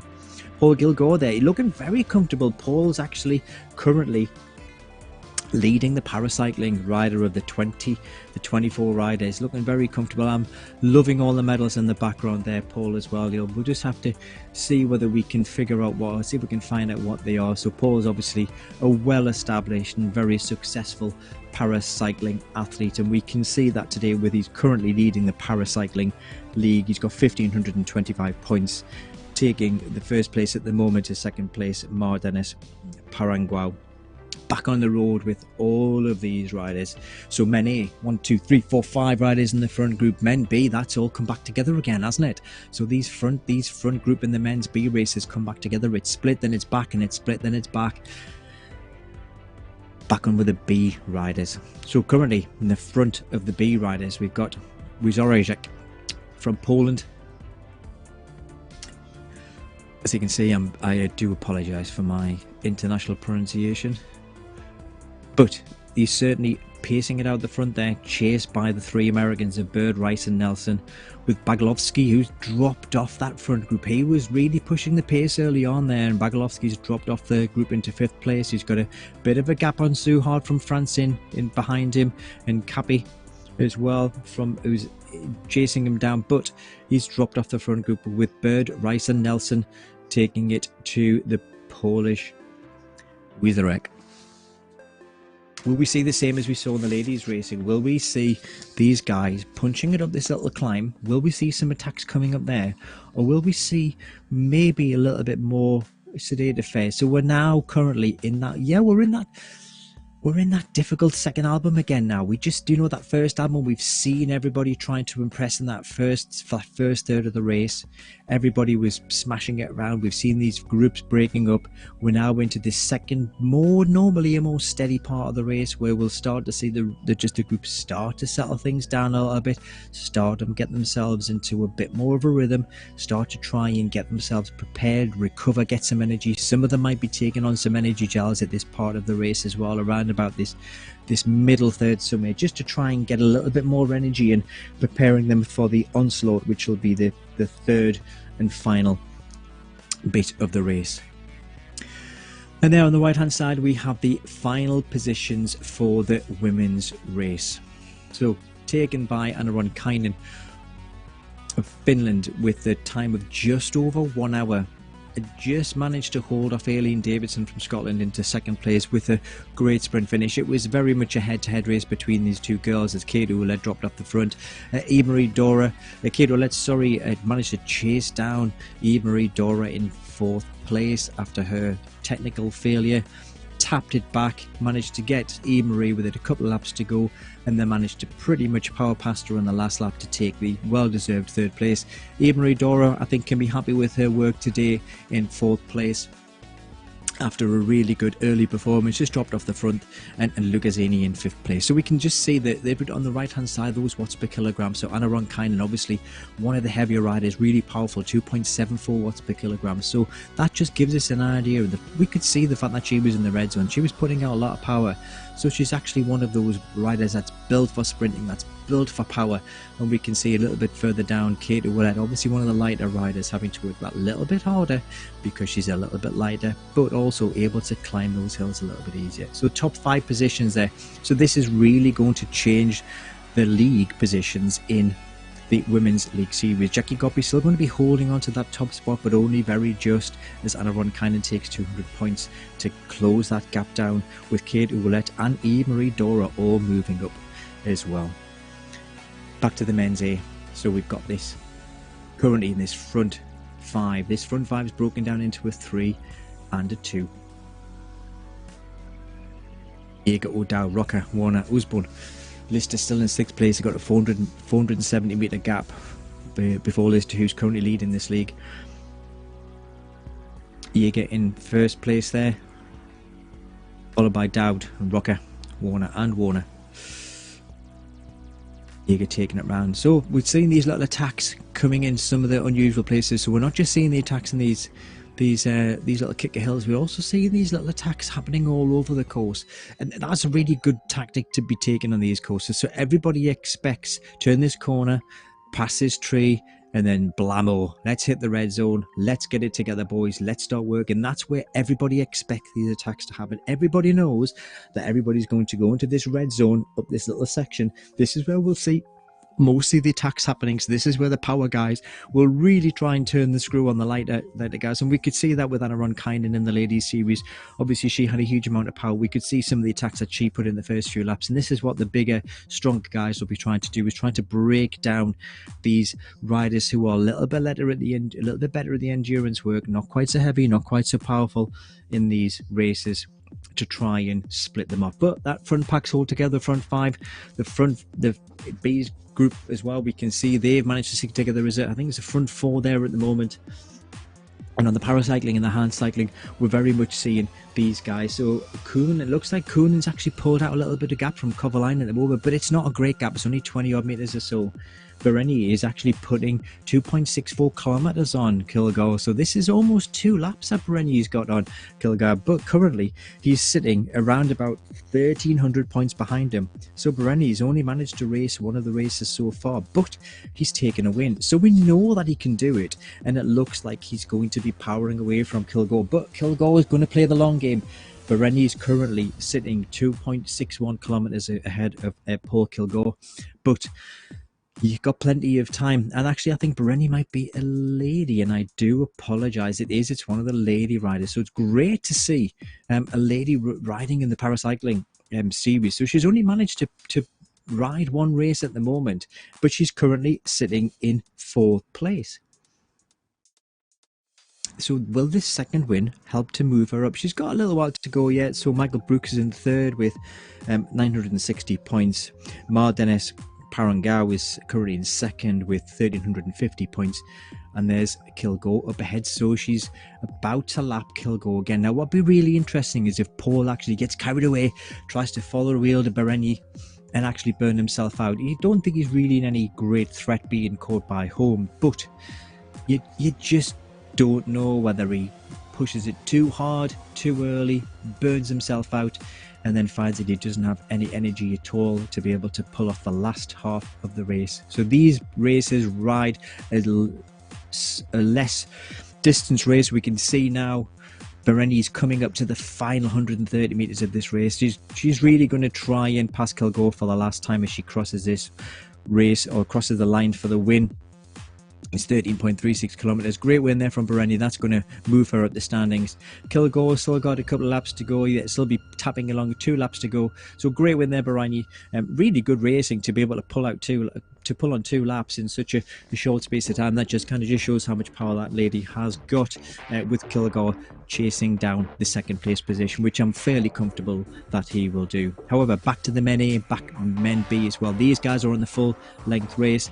Paracycling guys currently in the bottom left there, they also have a reduced distance race as well. They have the same distance race as the hand cycling guys, mainly because of the speed. That nothing to do with the ability, nothing to do with the disability, but all to do with the length of the race. So because they're not pulling out quite as much power, you can see the differential in speed at the moment. So currently the men in the A are rocking out 44 kilometers per hour, and we can see the paracycling, we can see Kilgore there, and the bottom left hand corner climbing that hill in the red zone at 9.610 kilometers per hour. So that's speed differential. It'd be interesting to see as we see Jaeger there, who's currently leading the men's A race, coming up to this sharp right hand turn before we hit the punchy climb, just seeing what speed Jaeger climbs this at in comparison to Kilgore in the bottom left hand corner. Let's just look at that speed differential. So there's Jaeger crashing up that climb at 22 kilometers per hour, which is almost double the speed that Kilgore managed to pull. Now if we think that this is a 50 minute to 1 hour race for Paul in his paracycling rig there, that's double the time for him to be able to race. Now that's not to say that they can't do it, but if these guys are racing in multiple series, if they're doing this as part of their training, this will, a full 2 hour racing is a really good hard session. And if they're racing at this level, and they certainly will be racing at the same amount of effort that the guys are racing in the A's, B's and the hand cycling, they'll all be working at the same effort, just at different speeds. This is going to produce a huge training load on all of these guys.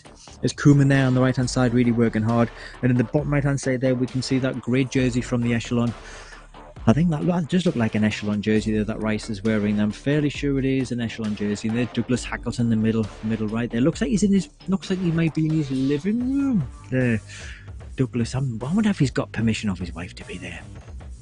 Justin Rice there, definitely in his dining room. Absolutely, Jackie Jones got it very wisely in his garage. It looks like Austin and Jackie Jones are in the same looks like they're in the same garage, or they've certainly got the same garage doors. Obviously got a job lot there, Austin and Jackie, job lot and garage doors. Paul Kilgore still working hard there, currently chasing down second place in the paracycling race today, even though he's currently comfortably leading that series at the moment. Justin Rice currently working hard there in his Echelon jersey. And if I can remember rightly, I think Justin Rice is actually part of the Echelon Racing roster. I'll just check on that as well while we're watching the rest of this series. So back with the men B. So we've got this front group of 4 riders at the moment. We've got Rice, Bird, Nelson, Wujurek, and we're currently lapping rider at the moment. Oh, we're currently riding with the B riders as well. There's Hambrick, who is currently leading the B race standings. Currently racing with the A group. Now that's interesting, because Marion's currently winning the B race standings. Currently sitting in 11th place there on the road there with the A guys. So is Marion just trying to cheekily get a little bit draft off these front guys in the B series? Sorry, we are following the B series. Is he trying to get a cheeky little draft there, trying to hold on to this front pack to try and pull out a little bit of air between the rest of the chasers?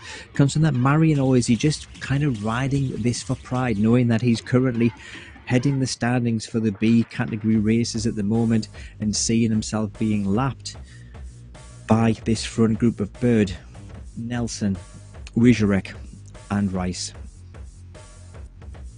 The boys smashing it up that 6.5% slope, up to 5-6 watts per kilogram, which is what we'd expect to see from these chaps. Just trying to break it down a little bit, and this is where those gaps can occur.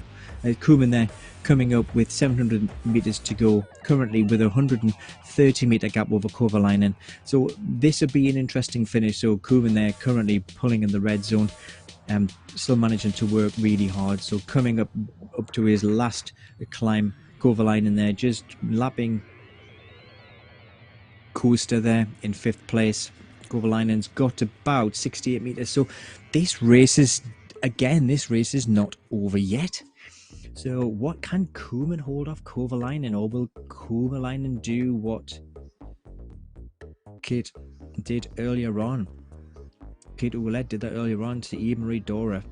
Kovalainen there, he's up in the red zone. He can smell Koeman. He can smell him in a distance. Koeman's having to kind of really look. It's difficult with these guys because they just can't look behind. I think some of them do have a very cheeky little rear mirror that they can see, but they can just hear the thundering of the 3 wheels coming behind them, which you can't get on these virtual platforms. Koeman's only now got 190 meters to go. I think he's got a safe enough, big enough gap to be able to hold off Kovalainen, to be able to take this win, although it's going to be a really tight finish again. So Koeman just about to cross that line. He's only got 50 meters to go before he takes a win. Currently finishing with the flourish. He's just easing off the power there now. We know he's got this. Koeman takes the hand cycling win at 13.41 kilometers, with Kovalainen, who really took the pace very, very early on in this race, coming in with a very, very impressive 2nd place. Parker, Jones and Kuster all a few laps behind, so we'll check in those later on there. And we can see Paul Kilgore has just finished the paracycling in 2nd place there. So great ride by Paul Kilgore, actually up in the red zone there towards the end there. Good finish. We'd expect that from a medal win that we could see in his background as well. So Kilgore undoubtedly holding on to his currently leading position in the paracycling race. And there we can see Paul just chilling himself out there, just cooling himself down now. Koeman there dusting himself down. He's obviously had a great race, getting rid of that sweat. We could see how hard Sander was working through that race, having a bit of a cool down. Is he going to crack open his water, get himself cool down? He's going to just clamber off his bike straight away and get himself into a position. It wouldn't be surprising if some of these guys had developed a little bit of cramp. And there's Paul there just checking in there. Hopefully Paul can hear us. Great race there by Paul, coming in 2nd place, managing to hold on to his top spot in the paracycling league. Back onto all 4 of the races, so we can see the men A there. Currently 4 races in that front group. That men B, we've currently got 5 races in that front group, back with the men A. So we've got those 2 Restart Racing riders in the front there. We've got Usborne from, I can't picture what that jersey is, but we've still got Rocco the Ninja in his black jersey. The Warner, we saw Warner's obviously dropped out that front group, who was partnering alongside Usborne.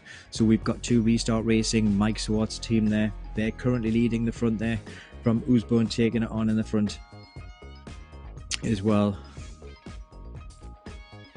So these 2, it's starting to see a few little gaps here developing as they cross this hill, and this is where these gaps will form. So unless these guys really pay attention, it's very, very easy to get a gap forming in front of you or behind you, and to lose that draft. You just can't afford to do this in RGT. Lose that draft, lose that wheel, and you very quickly find that the gap becomes unmanageable, particularly if you have to burn a few matches just to kind of to hold on at these little kickers. You really need to push over the top of that hill, push on until you get that draft, and then cut back in. There's Rob Miller, who is currently sitting in 4th place in the A race, being lapped by these front guys. But Rob will be again scoring points. So none of these front guys here are currently really pushing for the win at the moment in the series anyway, but certainly pushing for the win there today. Usborne definitely taking it to the rest of them with regards to his efforts today, and he's certainly working hard there on the front of that front group with O'Dowd as well. So back onto the Zoom screens, Koolman having a well-deserved little recovery there, just revisiting his race, obviously just kind of just picturing that race there, just picturing how well he'd done. It was a really good win there by Sander to take it from Kovalainen after Kovalainen's early work. Certainly well-deserved win there, just chilling out there, just getting himself cooled down, a nice passive cool down there. Paul Kilgore actively cooling down, checking his messages, and Sanders kind of waved goodbye to us. Thanks very much, Sander. Paul Kilgore just checking his messages there, just making sure that his mum's got the shopping in, seeing whether she needs any beans or any Twixes taken in for tomorrow. Just checking if she's having a roast tomorrow, and just checking out how he's getting on, whether he's making plans for Saturday night. What plans have you got tonight, Paul, after that fantastic 2nd place in the league today? We still see Justin Rice working hard there. Justin Rice is working hard on that. The B category, Douglas Hackleton. I'm just looking for where Douglas is. I'm not sure whether Douglas is racing in the A's or the B's. I'll try and track him down and let you know. And Jackie Jones and Austin Parker, we can obviously quite clearly see where they're racing, and they are still racing hard at the moment. So hand cycling, there's Parker there on the road, currently sitting in 3rd place after Koolman and Kovalainen have finished. So Parker's got just over 1 kilometre to go. This is his final ascent to this really steep bit. So this is where his arms will be absolutely burning like hell. He'll be really putting this little bit of effort in. He really wants to put a good effort over this last hill on the bottom right hand corner there, get himself into a position where he can comfortably stay away from Holmes. I think he's about a lap up from Jones at the moment, so he certainly got this 3rd position very clearly fixed. So paracycling final results, we got Joe Bereni with a fantastic ride, who rode away from Paul Kilgore. Joe put in a great performance, managed to lap, I think, Paul maybe about 3 laps time. So Joe, currently I think female paracyclist, riding currently in 4th place after a win. That's her 2nd win on the round, on the stages in the series. And Paul Kilgore currently has been scoring consistently high throughout the series and just cementing his position at the top of the paracycling league. And we saw Paul there cooling down there, looking very comfortable. This was obviously quite a comfortable race for him, but we can see the watts per kilogram. So these guys and girls certainly don't take it easy. It's certainly not an easy. We didn't see that much higher watts per kilogram in some of the some of the community women, and we'll probably see something very similar in the community men as well. So we just know that these guys and girls are working just as hard as the able-bodied riders are working, but because their speed is lower, the distance of the race is smaller as well, to make sure that the racing time is fairly equitable. between them. Job already working 24 minutes at that level. Go back with the streams. There's Parker back in third position, 700 meters to go, about halfway through this last lap. Comfortably got a 1.3 kilometer gap on Jones there. We can see them both on the Zoom call. Looks like Parker's going to lap Jones for this last lap to be able to get it, or is he going to do the gentlemanly thing, just drop behind, let him finish off? This is the second little climb on this double climb race. Just kind of getting into a comfortable, look at that cadence, that is just that cadence. We can just see that cadence slowing down, just producing that power to power up the hill and then speeding back up again. And there we can see Austin and the Austin Parker in the top left hand corner there. We can just see him pick him up like Where's Wally in the top of the screen there. Cadence is starting to pick up again as he's starting to increase that speed. You can see Jackie Jones there, who's just lying there continuing to grind away at those pedals. Austin will be probably trying to close that down, but will Jackie Jones be able to hold off Austin and kind of be able to keep that lap counter ticking over nicely? Paul now quite comfortably cooling down there, very sensibly just tapping it out on the pedals. Parker now with 360 meters to go. Will this be a nice strong finish? It looks like he's back into the blue and the grey zone, just taking it easy. Jones has managed to pull out that gap a little, managed to hold off that little final attack from Parker. Is Parker really going to really finish this race strong? Is Austin going to put in that little bit of red zone? Is he going to put in this sprint finish? Is he really going to finish this race as strong as he started it? Can he hold it up? Can he close this gap down? Is he going to just get that one last little lap on Jones, or will Jones be able to hold him off for that? This is going to be really tight. I know he's going for it. Just Austin's definitely going for the to get that lap, but Jones I think just about held him off. Great race by Austin Parker, taking third place on the road in the hand cycling race. And yeah, we're back with the men A. So men A, so currently still down to those four racers: Usborne, Jaeger, Dowd and Rocker, after Warner dropped off. Warner's currently trying to hold off the chases of Lister, Kellison and Shaik as well. So will Warner be able to hold off that chasing pack who are currently chasing down his 5th place position? So these four have stuck together throughout the whole of this race. We've only got 7.2 kilometers to go, so we've only got a handful of laps left to go. So who's going to make that first jump? Who's going to make that real first decisive attack when they're going to do it? This is what these guys will be thinking now. So these guys will be thinking now, right, if I am going to, how are my legs feeling? Right now you're kind of, you're sitting in this bit zone, you're kind of cruising in the blue and the green, you're coming up to that start finish line, you're looking at that lap count, you're thinking, right, 6.9 kilometers to go. That's probably about 5 laps, I think that is, in respect to the size of these laps. So they're all thinking, right, okay, so we've got 5 laps to go. How are my legs feeling? They're just listening to what their legs are doing. They'll be listening to them right now, because if your legs are starting to feel heavy here when you're hitting this blue and this green zone along this flat bit, you know for a fact that as soon as you turn this right hand corner, as you start to chase down Smith from Canada, you just know that this is going to really hurt. So they'll get a feeling for what the legs are feeling like there, and they'll also get a feeling for what the legs feel like now, where they're tapping it up at 7.3 watts per kilogram, all in the red zone. Nobody wants to get dropped here. Everybody's just listening and just learning and just finding out who's strong and who's not strong, who's got the power, who really wants to attack early, who wants to cause that attack late. And we see some of these riders will attack off early, like Usborne's going off the front there now, trying to create a little bit of space between the riders. We'll see that. And then what we'll also see is some of the other riders taking an attack a little bit later on as these 4 riders come back together. What we'll see is we'll see this little downhill section, they'll come back together, and we'll see probably somebody else taking on attack in the second little climb. This is what these guys have been working out. So how do my legs feel?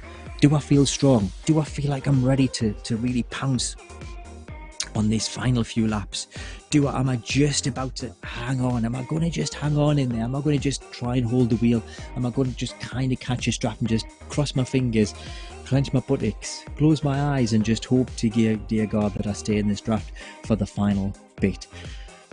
These guys have got a reasonable gap on Warner, who's down in 5th place at the moment, so they know they're not going to get chased down. But this is all, so we've got 4 riders for 3 podium positions, so none of them will want to be letting go now. So they're just coming down that little decline. Nobody really attacked on that second little dip, but we've got another little bit of a bump coming up very soon as we come into this other lap. So whose legs are feeling good?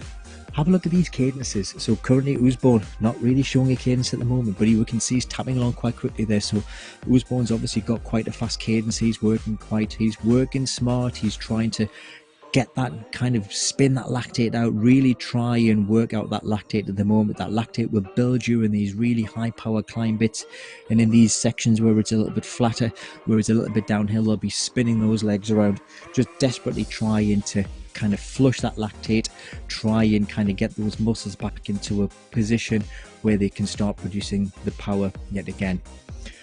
Round this tight right hand corner again, up this really steep, up to 14.3%. I think we saw at the peak of its 14.7% we see at the peak of its incline, and that's certainly going to really hurt. Oh, Dowd there dropping off into on the red zone. Is that going to cost him? Is that going to cost O'Dowd? And we did Jones there coming. He's got 400 meters to go in the top right hand corner there. Jones coming up to finishing his lap to take 4th position in the hand cycling race. Jones, sorry, still don't have the positions at the moment for the hand cycling league, but I will try and track that down as we go through if we can.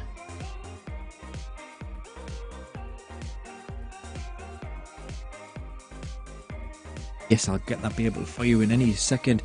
So we've managed to find that hand cycling series. Apologise for that little delay there. So currently the hand cycling series, we've got Jackie Jones, who actually we're following on the road there now, is currently leading the series with 1,315 points. Santa Kuman, who took the win there today with 1,000 points. So that's really closed the gap from Kuman to Jones, with Parker, who's currently in 7th position, currently on the road. A great race today there, coming in on 3rd place today on the road.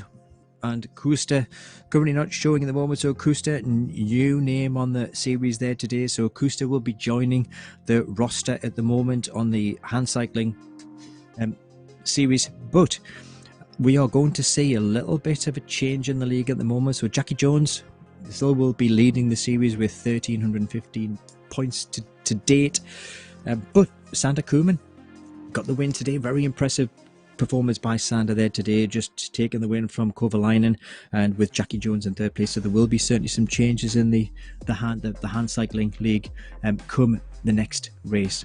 Kuster, 420 meters to go before the end, tapping it away. They're currently in the blue zone, currently comfortable at the moment on a downhill bit. So we're coming up to that last little straight. Let's see whether Kuster cruises at home, or let's see whether he puts in that little bit of effort. Let's see if he just starts to ramp up some of this power. Let's see if he starts practicing these sprint finishes that we can see. So currently in the blue zone, so currently just taking it nice and easy. Come on, Kuster, let's see that powerful finish that you have. Let's just see what you've got in that tank to be able to finish this race strong. Let's finish this off.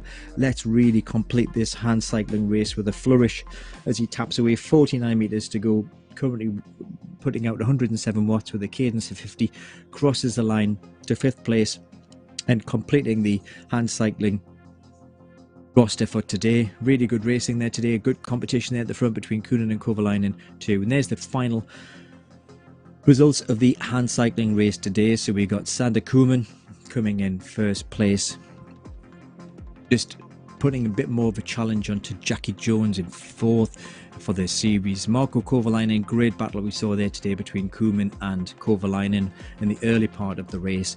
With Austin Parker, we could see Austin working really hard in his garage there in 3rd position. Great to see that 2 of the hand cyclists were on the Zoom, or 3 cyclists were on the Zoom call today, showing their wares and showing how hard they were working. With Holly Kuster, great to see another female. We saw Jo Berriani winning the paracycling, one of the female paracyclists winning the race, and we can also see Kuster, one of the girls, Holly Kuster, one of the girls in the hand cycling, coming in 5th place, putting herself into the standings now. So back to these A and B races. So we're coming up with only a few laps to go. We can just see the difference there. So the men, just to look at the difference in speed. So the men currently top right hand corner, middle of that box, 2.5 kilometers to go.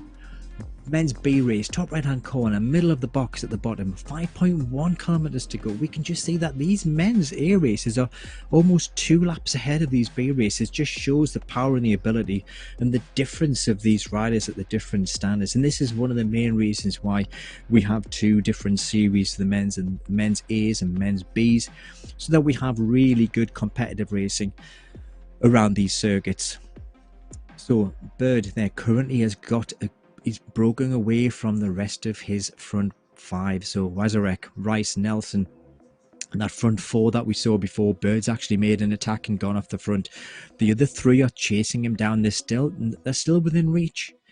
Boglowski is just kind of currently is out of that reckoning. He dropped off the front pack a good few laps ago. Nowhere to be pick these riders back up again, but certainly definitely not to reach a Millum, who's in 6th place at the moment. Be interesting to see whether Bird has made this attack too early. He's got 4.6 kilometers to go, and he's got the chasing pack only about 100 meters or so behind him. So it's certainly all to be played for. We've got Nelson, Rice, and Wizarek actually chasing him down there. But they've only got 250 meters. Now, I did say that 250 meters was quite a big gap. We can see that in this race where we saw Kate Ouellette, who had almost a 342 meter gap to close down, managed to close that down within the last lap. Was about 140 meters down to 50 meters and managed to close that gap down and managed to take that 3rd place position. So these guys, Nelson, Wizarek and Rice, certainly are not going to give up the ghost yet. Bird is certainly hasn't got enough air between him and those 3 to be able to call it. So back with the men's A. This is the last lap. They've all managed to stick together.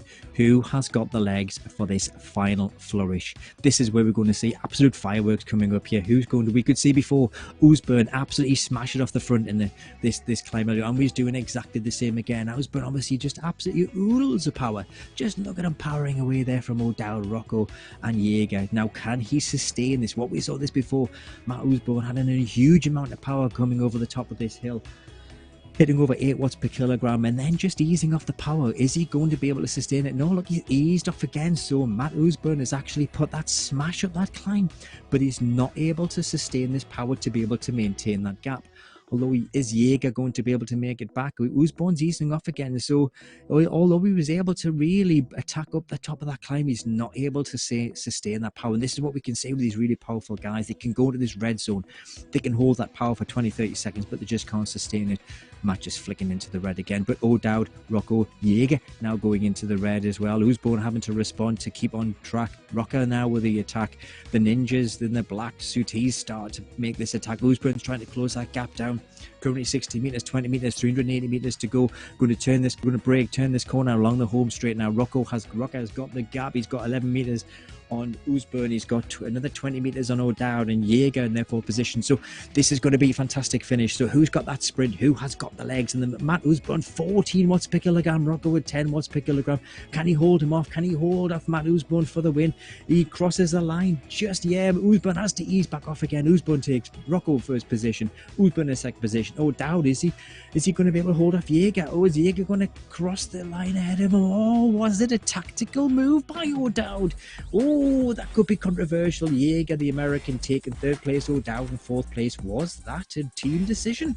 Or was that just O'Dowd's legs had gone, allowing Jaeger to take 3rd position? Warner, who was part of that front 5 at the early part of the race, dropping off somewhere through the difficult 2nd album, coming into 5th position there. Still got another 800 meters to go. So he's got about 2/3 of a lap to go there before his race finishes. But certainly not easy, and then we can start to see the men results coming up already.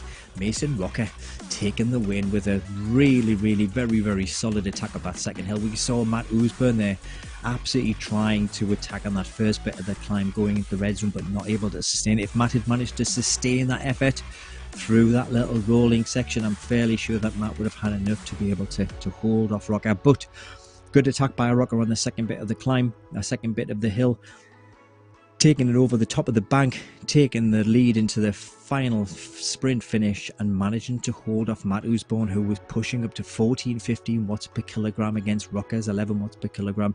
but he managed to hold him off. Warner tapping it up into 5th place there. He's got 200 metres to go. He's certainly not going to be threatened by Lister for the 5th position, although Lister currently is still likely to be holding top position because he currently has a 25-point gap on Mike Swart. And where is Mike Swart on the road in comparison to Lister? Lister's in 6th position, Swart down in 9th. There's about a kilometre between them, so there's about a 1 lap, almost a lap distance between Lister and Smoke now. Lister and Kellison, this is a good little battle. Is Lister going to... Oh, Lister's lost out a few points there. Kellison managing to get it past him. Lister is going to get him. Oh, he just tried to come back again at Kellison, but Kellison, I think, just managed to pit Lister on the line there. Lister obviously just didn't expect that sprint from Kellison to take him, and Kellison takes 6th place from Lister in 7th place. Hale in 7th place, the American, currently trying to hold up Cooper, who's in... Cooper in Hill in 8th place, currently trying to hold up Cooper in 9th place with Swart there as well. So we've got these 3 guys. Is Hill made that little decisive attack? Is he going to be able to hold this off? He's still got a little way to go though before the end of the race. He's still got 600 metres. There's only 60 metres between them. Will Cooper and Swart be able to work together to close it back to the race? Matt Bird there, he's got 1. Matt Bird is on his last lap, so Matt Bird has managed to hold that gap, and if anything he's extended that gap out. So Matt's worked a really... Sorry, I'm saying Matt, may not be Matt at all. So Bird has managed to hold out that gap from the chasing pack from the B race. There was a team of 4 in that front group. We can see that's blown right apart. Bird made a great attack with about 5 kilometers to go, and he's managed to extend that lead. So currently Bird is currently leading. Hill there now finishing in 8th position with Cooper and Swart behind him. Cooper looks like he's going to be able to get the jump on Swart at the moment. Hill into 8th, Cooper coming over the road in 9th. Swart currently, Mike Swart is sitting 2nd in the series. Lost out a little bit there to Lister today on the road, but Lister certainly lost out a little bit to some of the other riders, but thankfully he's got a bit of a gap in front of him of the series at the moment. So I don't think those positions are going to change a great deal, particularly because there's no Charlie Revel today. Disappointing that Charlie wasn't able to make it there today, but Rob Miller currently in 4th place in the series. He's been lapped a few times, but Rob I think will be cementing his position in 4th place, and whether he'll be able to actually take some points from Charlie Revel. Currently he's 108 points behind Charlie Revel. If he can score more than 108 points today, he will be jumping over Charlie into the podium positions. Back with Bird now. Final lap of the B race. He's got 300 metres to go. He's got 320 metres on Nelson, Wujurek and Rice. I'm fairly sure that Bird will be able to just cruise it in home, and we can see there he's just gone into threshold, into that yellow zone. He's currently just comfortably cruising along this flat straight, home straight. He knows this is in the bag. He knows that this Bird has been let out the cage today. He's spread his wings and he flew from about 5 kilometers to the finish. Very, very impressive attack from 5 kilometers to go. We're now in with that sprint finish at the end there. We've got Nelson Wuzarek with a massive attack here, 12-13 watts per kilogram. What a sprint he's putting in. He's certainly absolutely blown Nelson away. And he absolutely takes that 2nd place. Great sprint there. Nelson just enough to... Oh no, he hasn't. Rice has rubbed him on the line. Nelson thought he had that. He thought he had that podium position. You could just see. Look at Justin. Come on, Justin. You could be happy about. You got to look happy about that 3rd position on the road. Look, they've even got the balloons out for you because that 3rd position. What a fantastic effort by Justin Rice to snatch that 3rd position there from Nelson after that great sprint finish. Back on the road, finishing off with the A's and the B's. So Kuchowski now currently in 11th position, and the A's there finishing off 50 meters to go with Bagalovsky, who we saw was part of that front group in the early part of the race, currently coming in the 5th position after that great sprint finish from Rice and Nelson there. Bagalovsky currently in 5th, tapping in along there. He's certainly got no competition behind him at the moment. He's in the red zone though, so he's certainly not taking it easy. He's got about half a lap to go, so Bagalovsky is going to be continuing to work right to the line. Smith in the A category in 13th position, currently coming along that home straight there. 300 metres to go. Let's just see whether Smith puts in a really good sprint, a really good bit of effort to take his training today up to a good level, or whether he's just going to cruise it in there, start his cool down to 140 metres early, and just enjoy the atmosphere that this Tulsa crowd is no doubt showing. There's probably a good few beers in by now, so that volume will be increasing. The calls for power will be increasing as well, and Smith takes it across the line. Bagulowski takes it over the line as well to secure. Oh, he doesn't. Oh, what's happening? No. Don't have a technical failure now. This heart will be absolutely in his mouth. He's got 30 metres to go. He's just willing this. Has he got enough downhill to carry him over the line? Oh, whoa, that was nearly a disaster. Was he just playing with us? If he was, what a cheeky monster. Millen there, 6th place, coming around the corner. 400 metres to go, about a third of a lap to go. 6th place in the B category. There we can see on the top right that red power zone, just telling us that the RGT is forcing the rider to brake.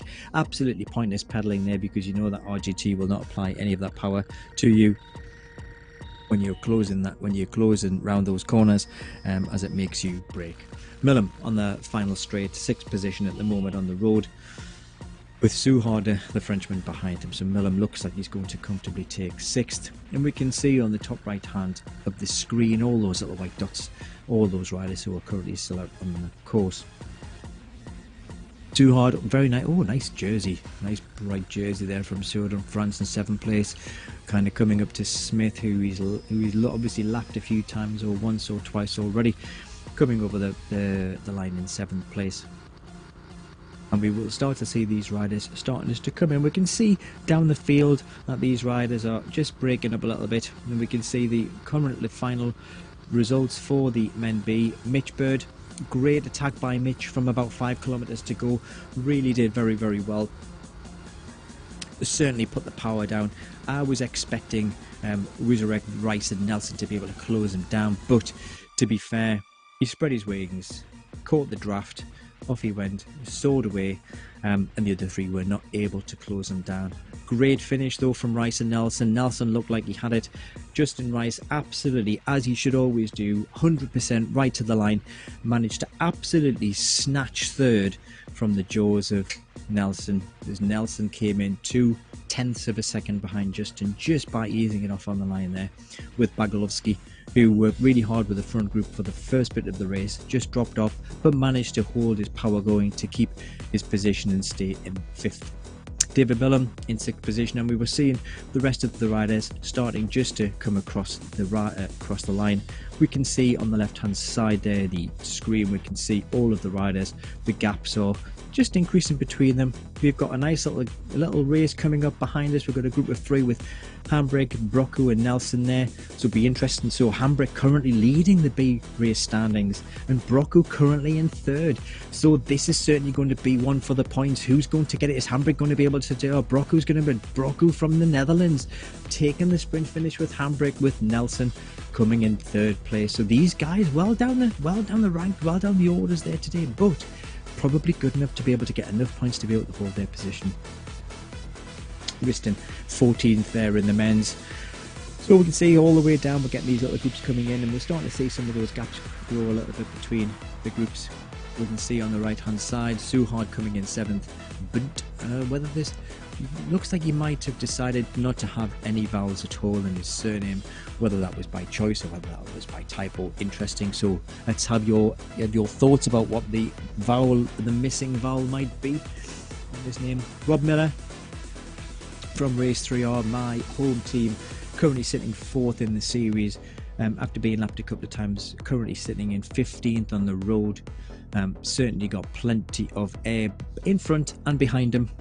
Currently coming up Crybaby Hill there with 3.3 kilometers to go, another couple of laps to go for Rob Miller. Riston of the men's B race, 160 meters to go, currently coming along that, finishing straight in that beautiful multicolored jersey.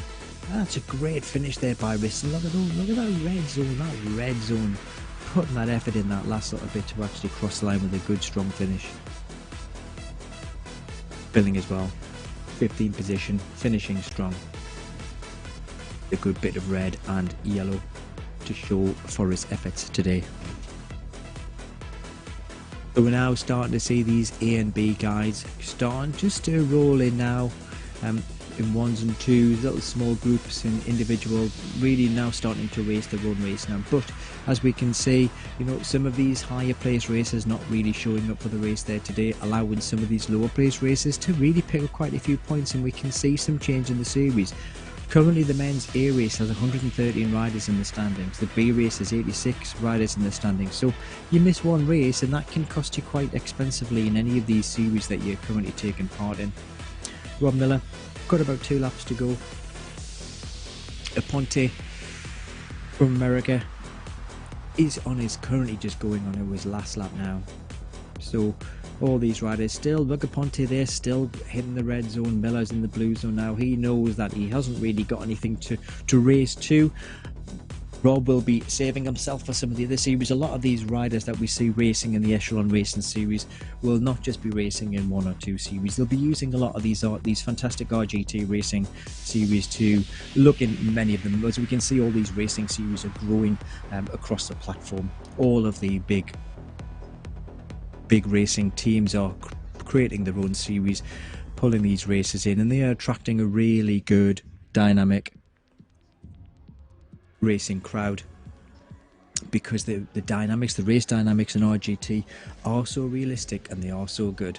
This is why we're seeing such fantastic racing on the RGT platform, because the racing is absolutely fantastic.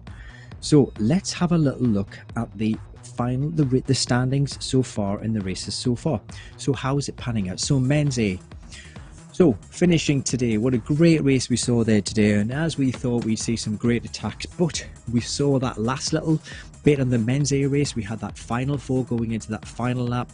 Matt Osborne taking that first attack up the first bit of the climb, not managing to sustain his power. Then Mason Rocker coming over the top of him on the second part of the climb, holding his position downhill and producing a fantastic sprint finish to be able to hold off Matt Osborne's power to take first position, followed by Jaden Yeager and Oliver Dowd, both racing for the Restart Racing team, into 3rd and 4th, followed by Hayden Warner, who just dropped off the front group. And then going down we see Brian Callison, Mike Lister 7th place, currently probably cementing his position at the top of the A race standings. Eric Hill, John Cooper, Mike Swart, no doubt holding his 2nd position, pulling away from Charlie Revel, who wasn't in attendance today. Leon Kucharski, Rune Livians, Jason Smith and Rob White currently the riders who have finished in the K category, but there are still a few riders on the road there. Ryan Miller's there at the moment. He has got about a lap to go, and Uchalka as well on the road too.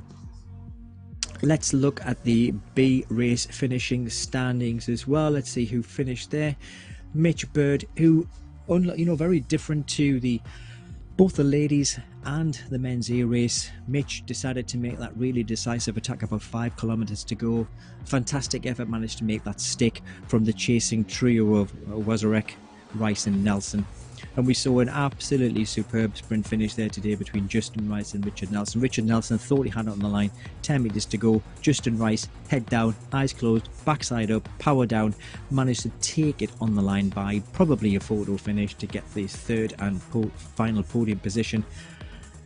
Ogolowski, after doing a great amount of work in the first bit of the race, just dropped off and came in 5th. Milam, Suhard, Bunt, Hackleton and Christopher Cappy rounding up the top 10.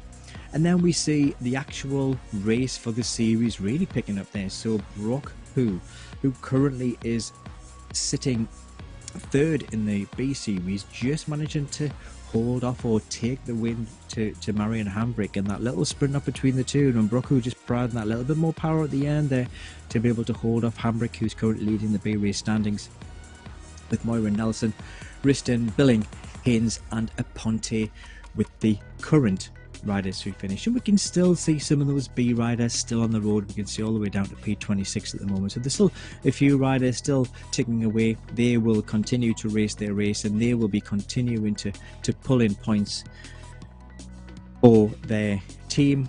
Tyler Kerry Tyler, they're down in 24th position, currently sitting 5th in the B race standing. So that will probably cement that position, unless there are riders down below Kerry who can just pull up some more points there. So we will see that next week.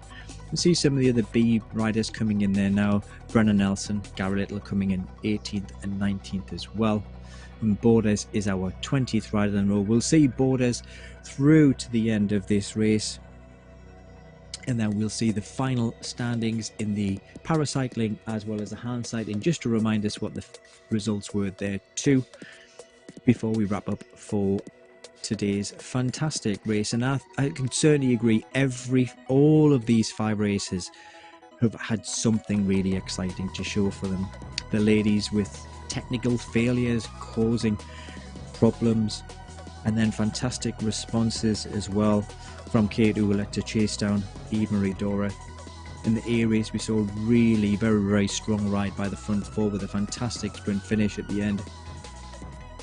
And in the hand cycling, we saw Booman riding away with it from Kovalainen, a great finish. In the paracycling too, we saw Kilgore just pushed into 2nd position by Joe Berenier, who really put in a massively strong performance there today to actually take that by a couple of laps. So every single one of these races looked very different. They all panned out very differently, and this is one of the beauties of RGT racing.